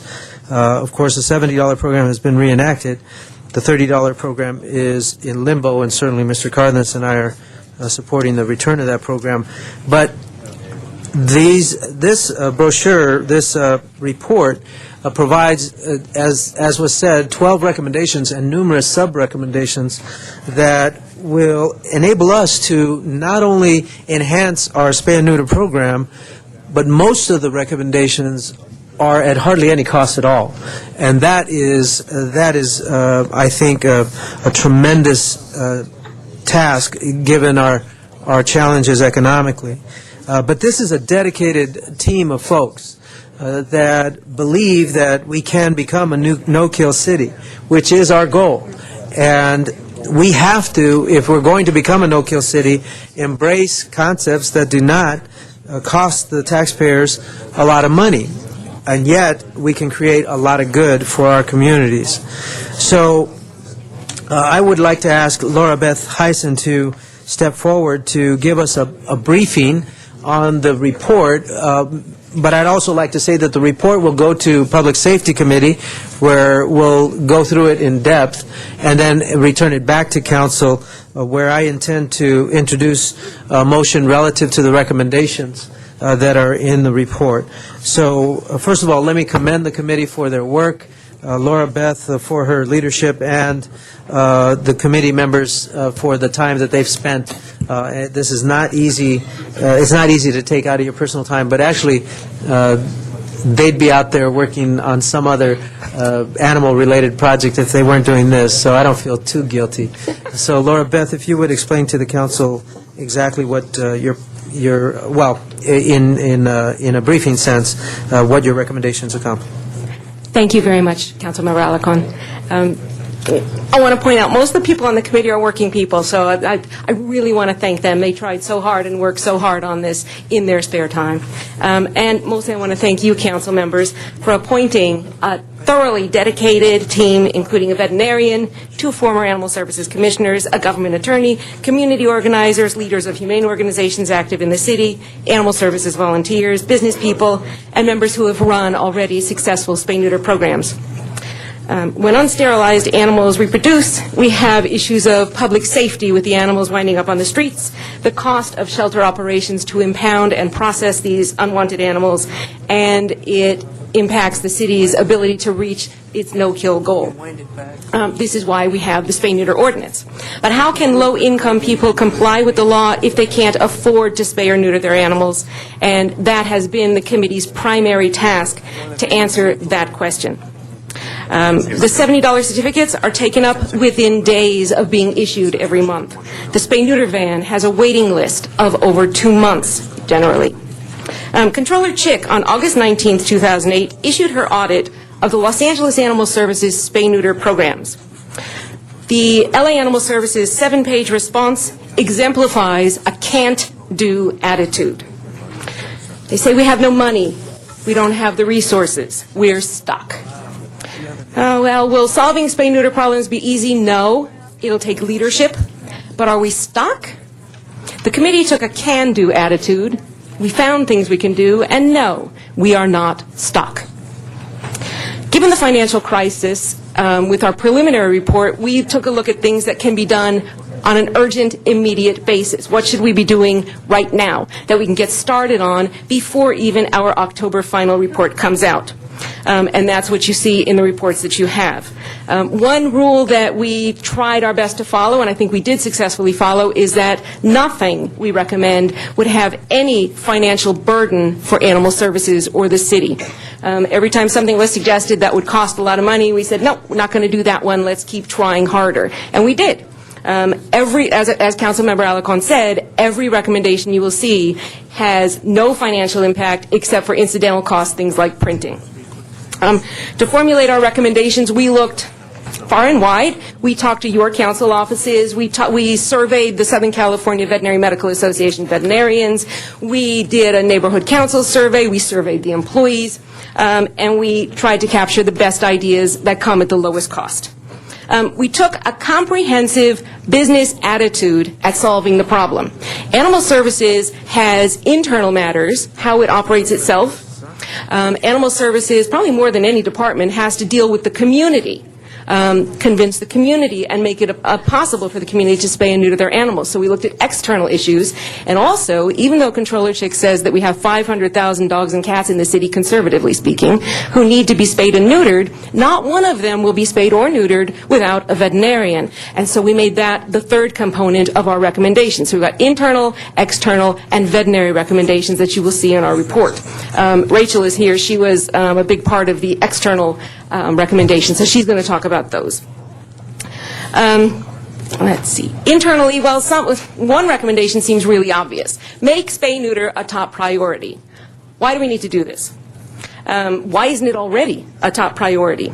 Well, our employee survey showed that employees feel they have not been properly trained in spay-neuter or its enforcement. Just the idea that the coupons and certificates were recently suspended shows that it's not a top priority. I talked to the new volunteer coordinator who started in mid-October, which is the same month Animal Services announced that they were enforcing the spay-neuter ordinance. I asked him his priorities that he was given by management, and not one of them touched on spay-neuter.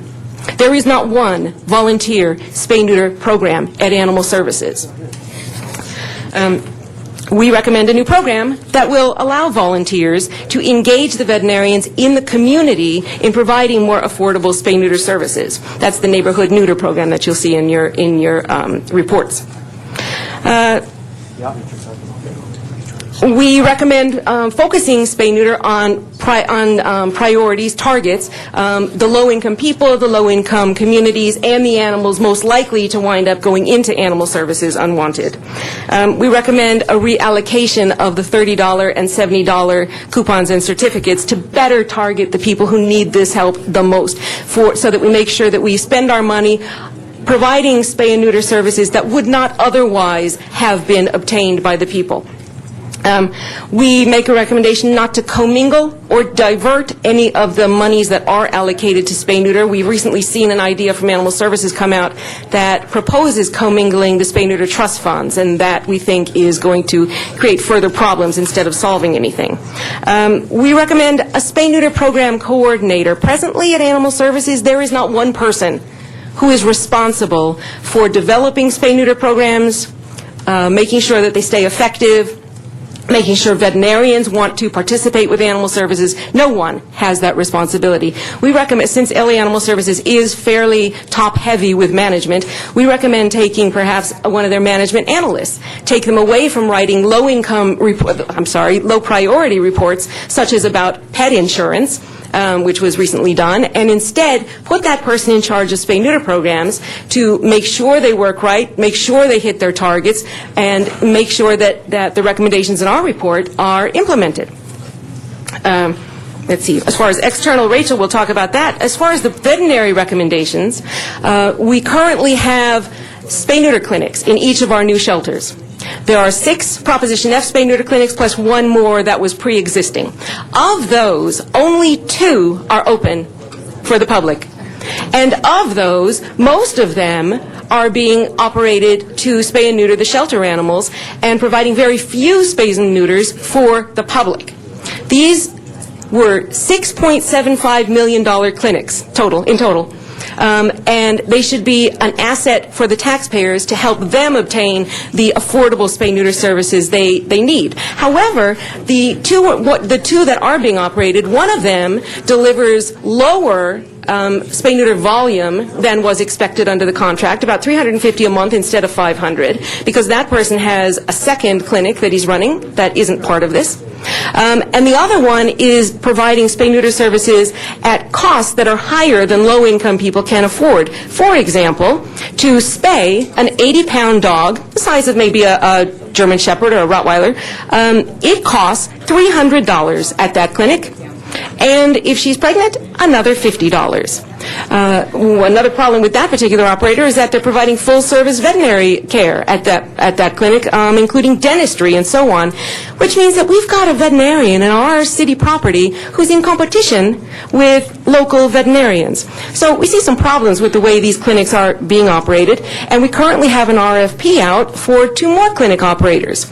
And the bidders for those seem to come with the same types of problems. Therefore, we recommend on an urgent basis an immediate non-selection for that RFP, and we have alternatives for what to do instead. One is to reissue the RFP with terms that are better devised, better drawn, to make sure that we get an operator who will provide high-volume spay-neuter at affordable prices. And alternative to that is that Animal Services can consider running the clinics themselves. We present some figures of how that could work. And by charging the public the break-even prices to cover costs, we will be able to deliver affordable spay-neuter services at a price the public can afford, and we will cover our costs. So it's a sustainable way of doing it. It'll involve more effort on Animal Services' part, so we have the two alternatives, but either one will get us more spay-neuter more affordably, and that's exactly what those clinics are supposed to be doing. Okay, I talked ahead of my notes, I'm sorry. All right. This is our preliminary report. We will be back in October with more. Hopefully, Animal Services will have implemented most or perhaps all of our recommendations. In the meantime, we make ourselves available to help the Council and Animal Services any way we can to implement this. Our members are all extremely dedicated. I want to make a comment about our committee. We hear a lot about people who care about animals sometimes being difficult people. And I want to publicly thank the committee members for the hard work they did. They stayed up late with me editing and printing and working really hard, going out to gather information and come up with good ideas and not screaming at me when I said, no, let's find something that we can afford. And their dedication, the fabulous ways they did everything, and the way they got along and came up with real solutions, and we're all still friends. So my heartfelt thanks to the committee and also to you, City Council members, for giving us this opportunity and for caring about what happens with the animals and Animal Services. I want to introduce Rachel Papp, who is the on our committee, and she is the person. She's a public relations person by profession, and so she helped with a lot of our external recommendations. And so I'll take your questions in just a moment, but I wanted to give Rachel a chance to talk.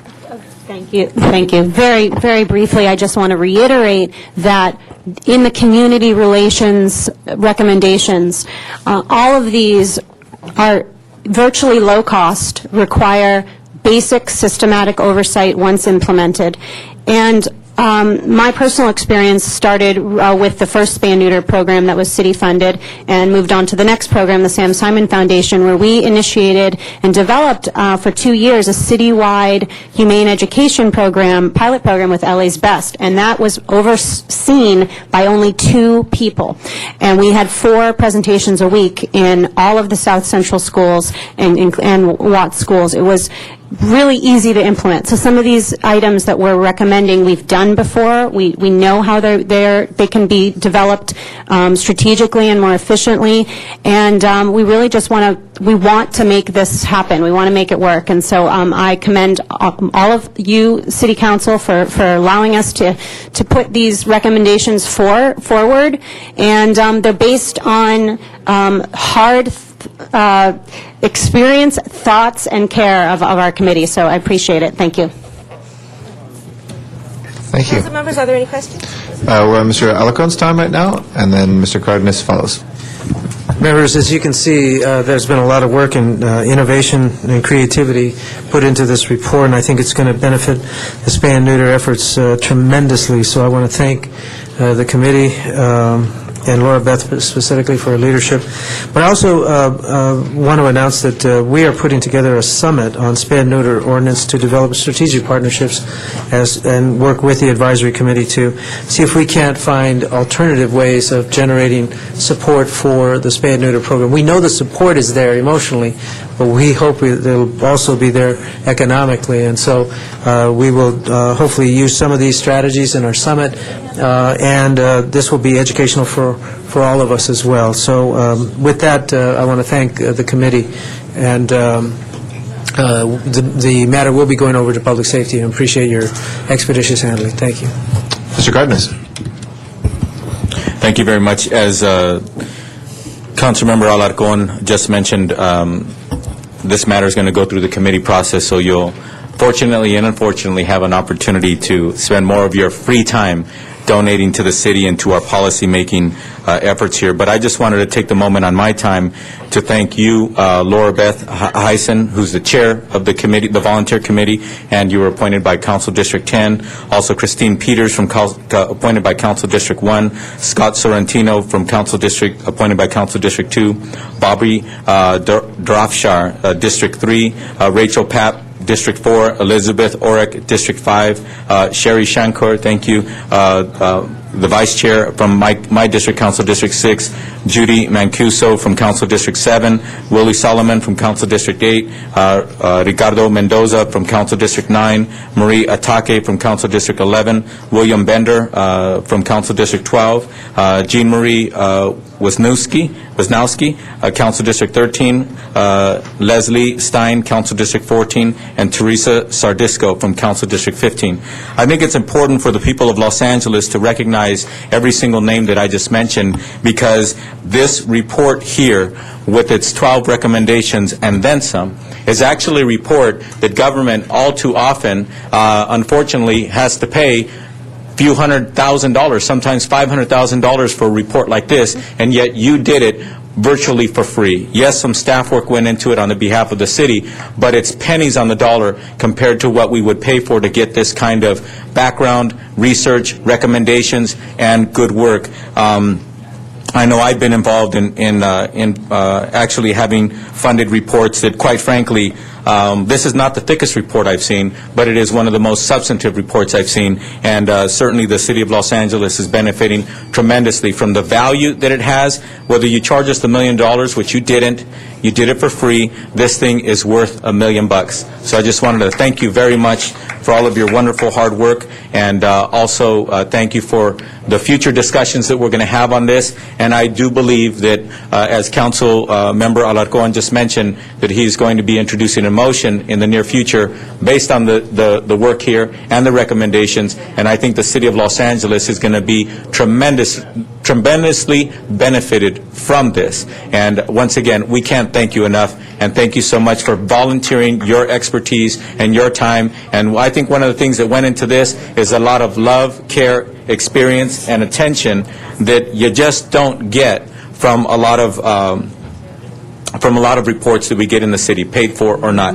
And also, I was reminded to say thank you to Ross Poole from the department for the staff support that they put into this as well. Thank you. Thank you. Mr. Zine. Thank you. And I also want to acknowledge the fine work that was done. I don't think we all have a copy of the report. Well, my office somehow... We got the end of business or something? Did it come through the mail? We have 2 copies. Where are they? Gave one to Brian and I have the other. All right, well, thank you, Brian, who doesn't have a copy. Chief of Staff has one. We'd have to check that out. We get a report on the report for CD3? The whole focus of what you folks did is critical to what we're trying to do, the no-kill in the City of Los Angeles. There was a matter that came up, and I don't want to belabor this point, a matter that came up regarding the elimination of the program, and then it came back again. Was there any notification to any of the members of this committee that the program was going to be temporarily or permanently suspended? Did you get any word on that, other than the public word that came out from this council? No consultation by the general manager or any designee from the Animal Services? No. We did see, I believe it was the day before, it was some kind of, I think it was a board report that came out saying that there could be cuts, but there was nothing in any way indicating that the programs would be suspended or taken away entirely. Never. And there was no consultation with any members of the group None. that represents the council offices? No. Okay. and there was a motion that was introduced by this body with Mr. Alarcon, myself, Mr. Cardenas, Mr. Parks, on a no confidence. Are you aware of that? I'm aware of it. Okay. I just want to make sure the committee knows that we're appreciative of what you've done, and that we're doing what we can do in our capacity to try and make some changes so we can establish some confidence in that department and not have your work go to waste, but at the same time have a spay and neuter program that works for the people of Los Angeles and the animals of Los Angeles. We appreciate everything that council does to help. Thank you. Thank you very much. Thank you. Thank you. Thank you all. very much, and thank you for your great work. We appreciate it. So we're noting and filing? Is that right? Mr. President, the motion is before council if council wishes to vote on that Okay, motion. let's go ahead and take up the motion. Mr. Alarcon? Wait a minute. No, Gotta continue? This matter was going to committee, I believe. 19 was? We continued 9. We can send 19 to committee? Please. Okay, to public safety? Okay. Without objection, we'll send it there. Thank you all very much. Appreciate it. Next item that was called special, please. Next item, Mr. President, is item number 10, and that was called special for cards. Mr. Zumadog on item 10. Almost. I'm going to take 1 minute and possibly retire this agenda item. Excuse me. Yes, thank you. I think I might retire this agenda item. It's gotten a lot of attention. We got a lot of other shady, terrible things happening. This is rent escrow. It's very hard to hear myself think with so many loud voices. If you'll also just speak a little further back, we won't get as much feedback on the system. Thank you. Yeah. Thank you. Blame it on me. We got Parks shouting so loud I can't even talk, but if I back off the mic, there won't be feedback. It's still Just going to let be you know I coming can in hear you better, Mr. Dog. Okay, how about this? I'll go like this. Yes, rent escrow. The city's vindictive, it's retaliatory, it's fraudulent. I say it's racketeering. It's a federal lawsuit. The city, they're making these property owners that house low-income people, the mom-and-pop property owners, they make them do these aesthetic improvements. They can't comply. The fees go up. They lose the property. The renters get kicked out. It's vindictive. It's retaliatory. It's racketeering. Put an end to it so I can put an end to this. Thank you, Mr. Dowd. That will close our comments on this item. If we can please open the roll, close the roll, and tabulate the vote. 10 ayes. Thank you. And if we could move the conversations to the side as much as possible, Mr. Zine, thank you for that. Next item, please. Next item is item 11, and that was called special for cards. Okay. That item is now before us. We have Arnold Sachs downtown.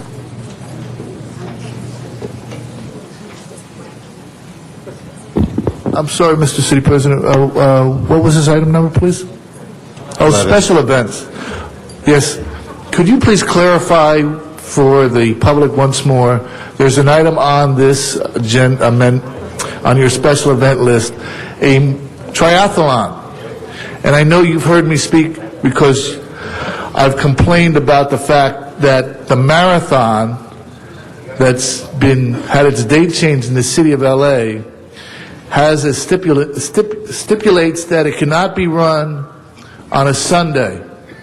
Yet the triathlon that's included in your special event that's listed on today's agenda will include a marathon that will undoubtedly be run on a Sunday.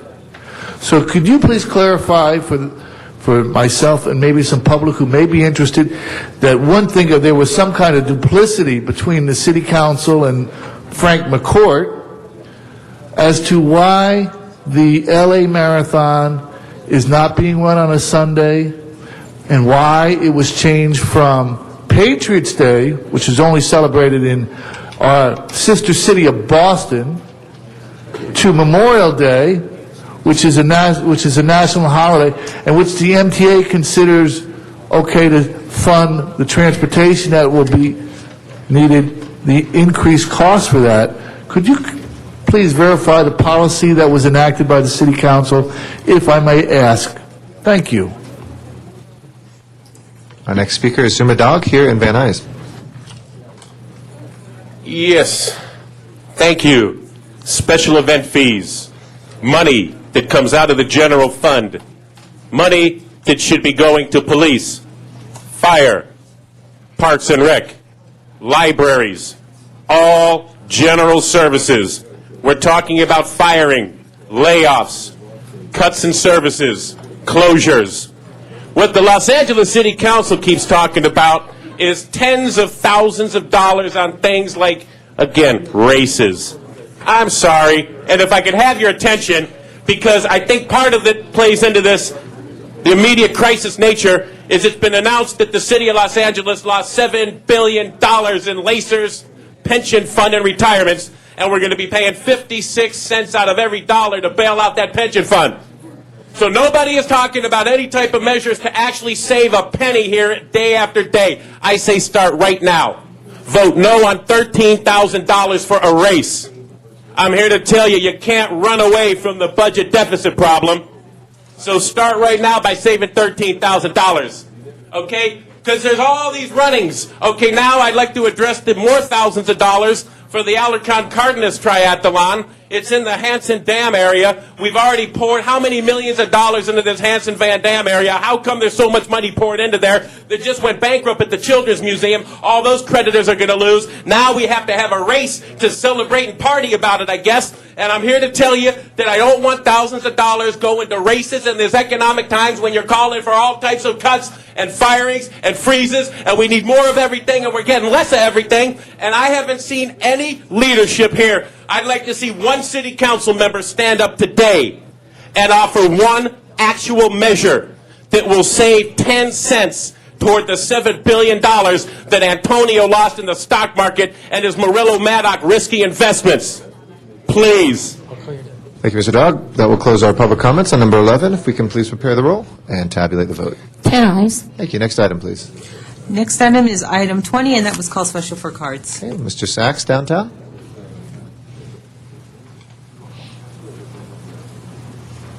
Yes, thank you. I believe this is recognition of women's, the women's agenda. All you need to do, take a look. If you want a real answer, take a look at the city's policy that they used to have, the police policy that they used to have regarding the rapes. That detectives didn't ask for kids to be processed, so the kids weren't processed, creating a backlog. Perfect storm. Any information on my case, officer? No, we're still waiting for the test results. But I haven't asked for the test results to be put through, so that's why we don't have any test results. You're even behind spay and neutering. But we have... Thank you, sir. We're speaking on the Commission on the Status of Women's Special Reception. And I'm trying to give them a status update. That's a stretch. Thank you. You are out of order. Mr. Zumadog is our next speaker. And I'd like to caution Mr. Sachs to please observe from the master. What we have here is a Status of Women conference. And I say this can only be approved if the following topics are addressed at this Commissioner Conference of Women. As I look around the big, okay, Prop 1C. I keep coming back to Prop 1C, state voter money for emergency shelter for battered women and their children. That money, as I have learned, has gone to related companies. Park. Well, actually, it's cement. Park means grass. This is a cement zone with Disney films playing in the background, part of the Grand Avenue boondoggle. And that's where this emergency shelter money for battered women and their children went. So I say, please do something about that. Please make sure all money makes it to the women when it's supposed to. Secondly, we need a massive education campaign for women. I'm going to go into my last minute. I'm not going to be able to talk about safe passage today. I just ran out of time. 21, it's about safe passage. The kids are going to have to lose out at the expense of the women unless the city will give me an extra minute. But something I'm concerned about with the women. LAUSD cannot raise the kids. We need a massive education campaign in the media, how to train, and we need to focus on single, low-income or unemployed Mr. parents. Sir, you're also out of order as well. Thank you. Status of women. Sir, that was not. The master did not do well. You're out of order. That will close our comment right here. We will now take a vote. Please open the roll, close the roll, and tabulate the vote. 10 ayes. As a reminder, we have items that are very specific. This was a reception on the rotunda for the Commission on the Status of Women. Next item, please.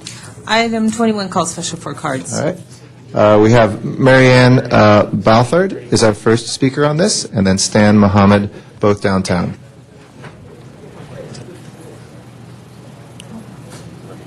Good morning. Good Thank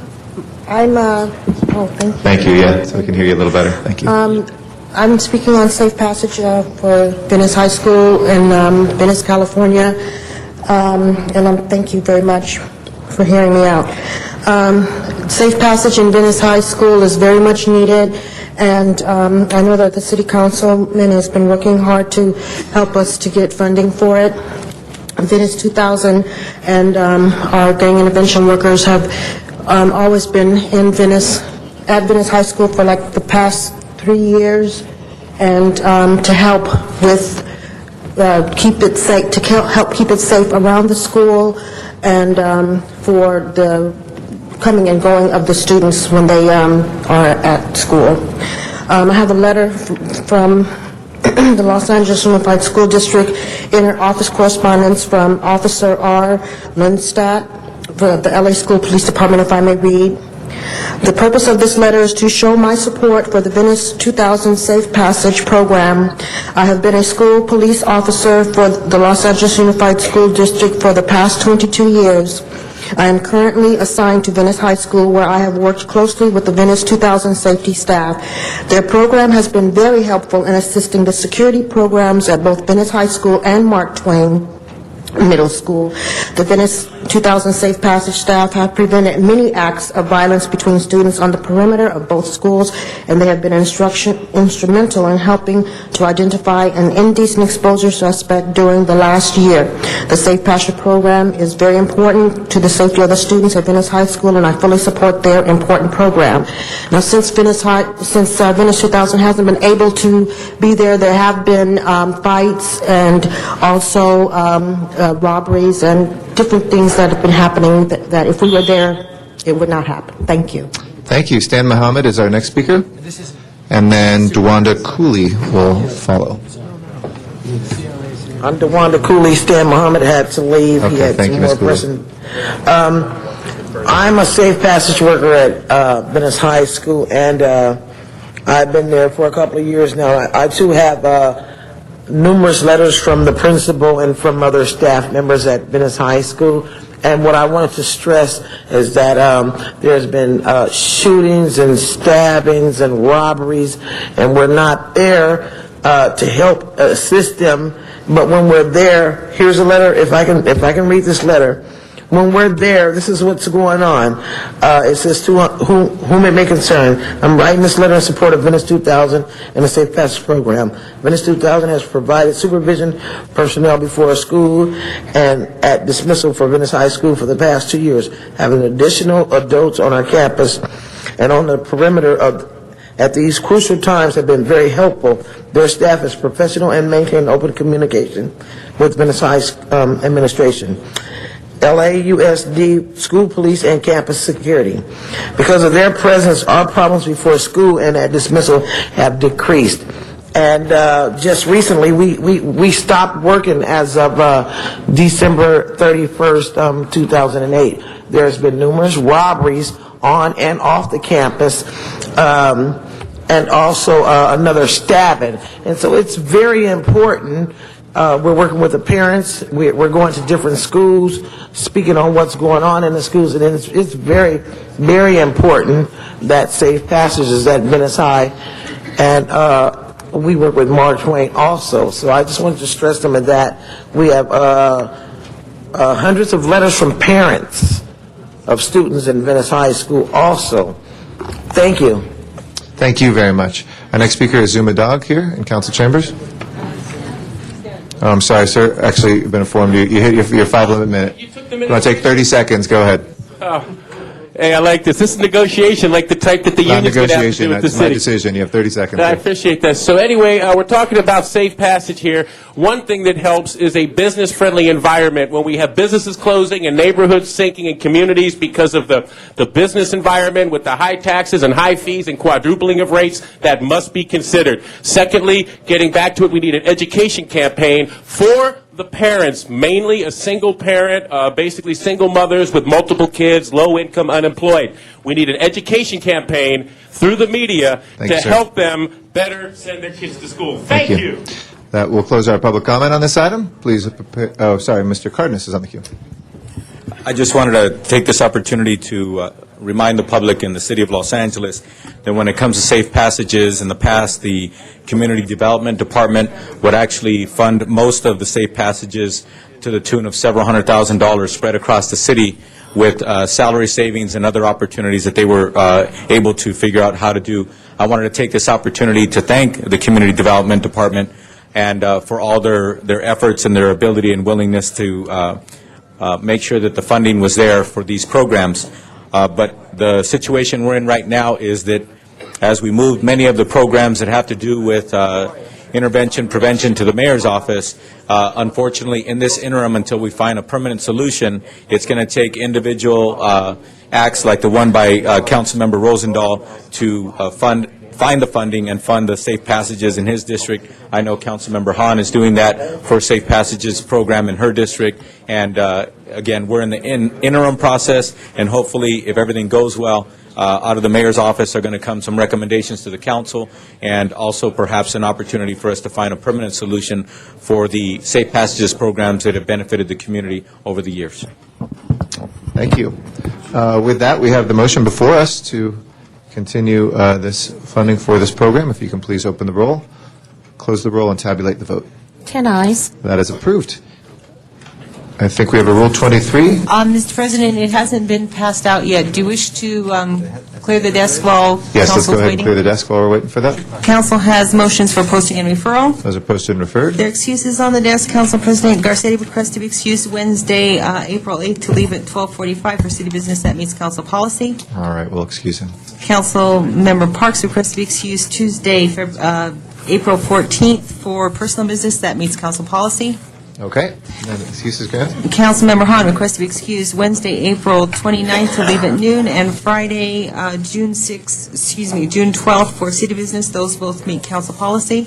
Okay, he's excused. Member Zine requests to be excused Tuesday, May 12th to arrive at noon for city business, and also Friday, May 22nd to leave at noon for personal business, and those both meet council policy. All right, Mr. Zine is excused. Councilmember Labange requests to be excused Friday, June 19th for personal business that meets council policy. All right, he is excused. And Councilmember Cardenas requests to be excused Tuesday, July 28th and July 31st. Those are both for city business, and they meet council policy. All right, he is excused as well. And that clears the desk, and special one has been distributed. Okay.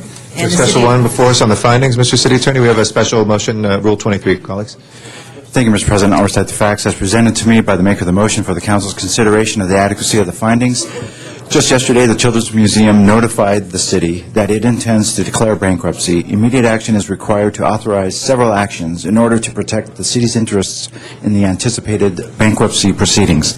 Council must first make findings pursuant to Government Code Section 54954.2 before considering the substantive motion.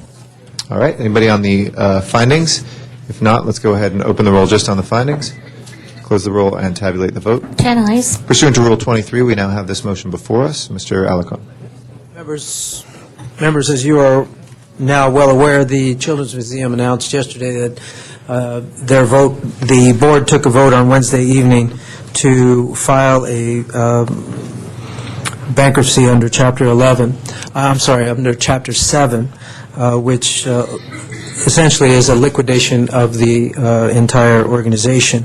While the bankruptcy has not been filed, as far as we know, we are in communication with the executive director of the Children's Museum, and they recognize that the city has to take certain actions. These 5 actions would allow us to develop the appropriate mechanisms to protect the facility and the city's broad interests in this matter. So I would ask that, and I should mention that this was crafted in consultation with the CLA, the CAO, the city attorney, and the mayor's office.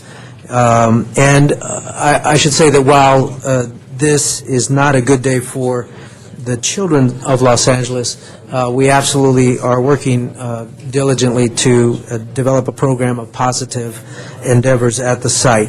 So this action would direct Recreation and Parks to negotiate with the Children's Museum to achieve an agreement for mutually satisfaction termination of the existing agreements between the city and CMLA. And I want to stress, we are in positive discussions with the museum.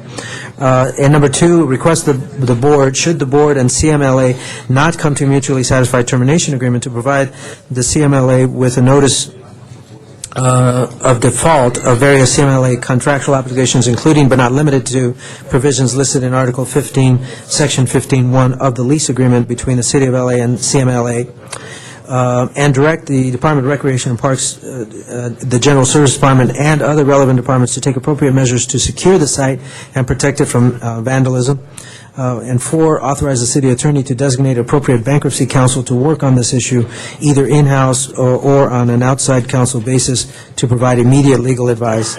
And five, instruct the Department of Recreation and Parks, in collaboration with the Bureau of Engineering, the city administrative officer, and the chief legislative analyst, and any other involved city departments, to report back to council on Tuesday, April 7th on this matter. I want to stress that the direction of the board, as I was informed by the executive director of the museum, was that the bankruptcy had to be filed before April, or no later than April 17th. So that stresses the urgency of Los Angeles taking these actions, and I would urge your aye vote. Thank you. If we could get the light situation under control. Exactly. Who's leaning against the lights? Where's David Nahai? All right. Mr. Weiss. I just want to say to Mr. Alarcon, Mr. Alarcon, I just want to say to you, you're former senator and current council member Alarcon. We now have former council member and current Senator Padilla. You guys have both poured your heart and soul into this project, and to do a wonderful thing for the kids of LA, but particularly the kids of the Northeast Valley. And you've had all these fastballs thrown at your heads, I just think that it's something that it's important for all of us, that even though the issue is in CD7, that all of us understand that it is much more than a CD7 issue. It's an issue that's really about the good of the whole city, and that we all have to come together for you and help you, because you're going to need lots of resources, more resources than just you can bring to bear from the CD7 perspective. We all need to participate with you and help you in that. All right, thank you. With that, Mr. Alarcon? To instruct the clerk to do what? Put this item on the Tuesday To put this agenda. item on the April 7th agenda. Okay.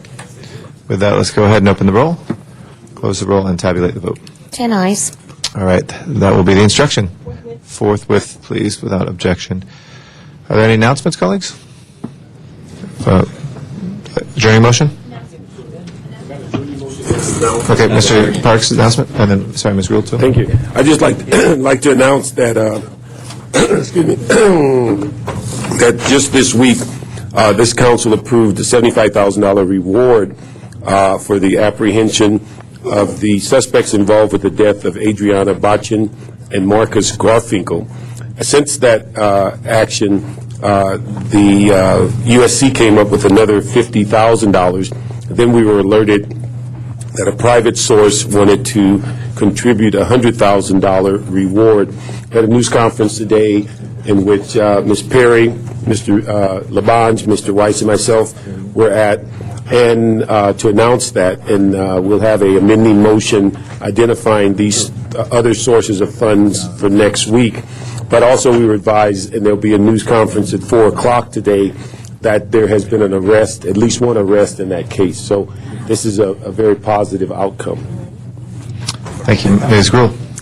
Thank you, Mr. President. I just wanted to announce that the first Anatolian Culture and Food Festival celebrating the architecture, crafts, and food of that region, modern-day Turkey, will run April 2nd to April 5th at the Orange County Fairgrounds. And it is, I saw many of the designs. It's going to be quite extensive concerts and musicians that will be there, 90 booths, and incredible authentic foods and purchased crafts, puppet theaters, fairy tale performances, and so forth. And they asked if we would mention that it was happening there this weekend, running from April 2nd to 5th at the Orange County Fairgrounds. Mr. Reyes. Tomorrow we'll be having a community resource fair in Temple Beaudry. It'll start at 11:30, and we invite the community to come on out. This is the same area where the 4-year-old boy was shot, and there are many of the families and neighborhood folks who could benefit from many of the different agencies who provide house services, especially around the Temple Beaudry area. So you're welcome to come along. I know District 13 and District 1 are just blocks apart from this location, so we invite you to the Community Resource Fair. It'll be held at the East Hermosa Park at 100 North Lucas Street, and we invite you to come on down. Thank you. Mr. Alarcon. Yes, Mr. President and members, I'm very excited to announce that tonight is the grand opening of the Valley Region Mobile Skate Park at Sylmar Recreation Center. Every Friday night, the Sylmar community at Sylmar Park has Extreme Teens program, which provides teens with fun activities, food, music, and sports.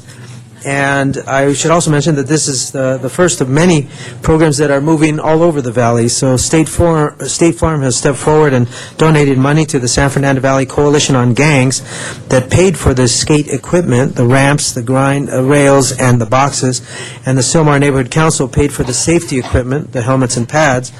The program is a Valley Region mobile skate unit housed in a van that can be transported from facility to facility. The primary use of the mobile skate park will be at the 3 Extreme Teen programs on Friday evenings and a couple of other days during the week or on weekends. Valley Regional staff will work with park directors to mobilize the van on other days that the unit is needed. Other parks in the valley that will benefit from this include Lanark Park and Van Nuys Park.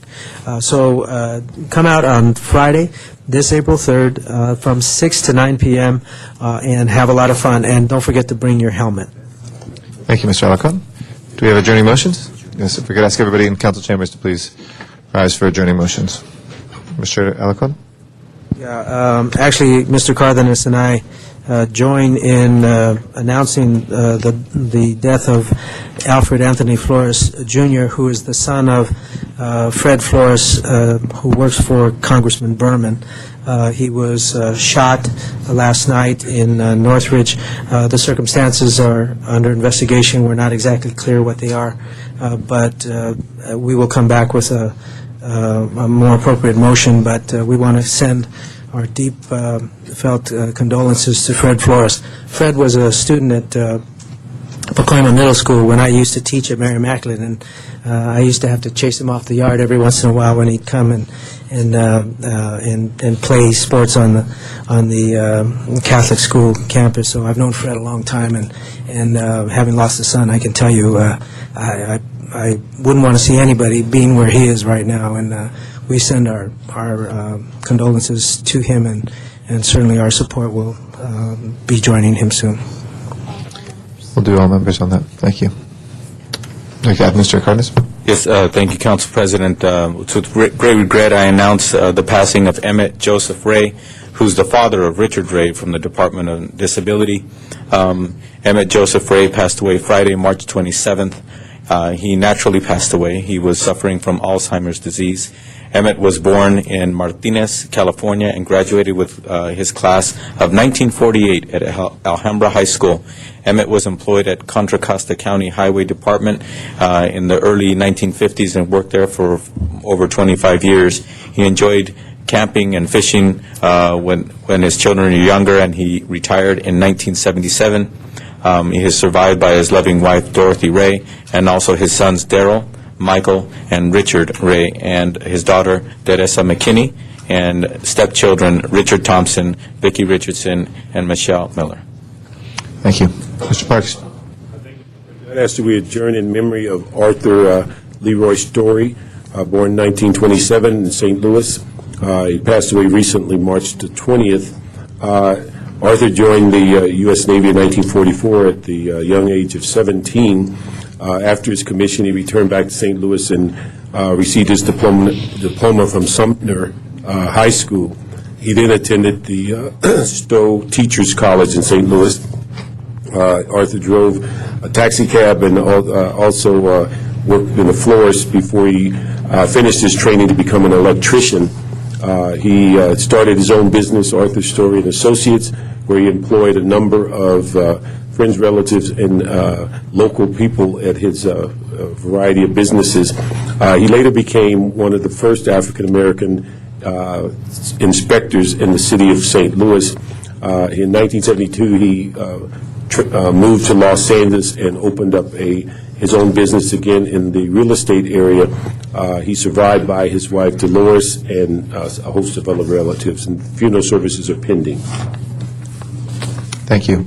We also regret to inform folks that a dozen people were killed this morning in Binghamton, in New York, when a gunman started shooting at a immigration services center there in New York. The death toll is now up to about a dozen, but there were some 40-something plus folks that were held hostage. There's one gunman who's dead. Some other people were let out in handcuffs, and they're not sure if it was one gunman or multiple, and that story is developing. But we certainly give our deepest sympathies to the people of New York and the folks there in Binghamton. With that, Madam Clerk, if you'll please call the roll.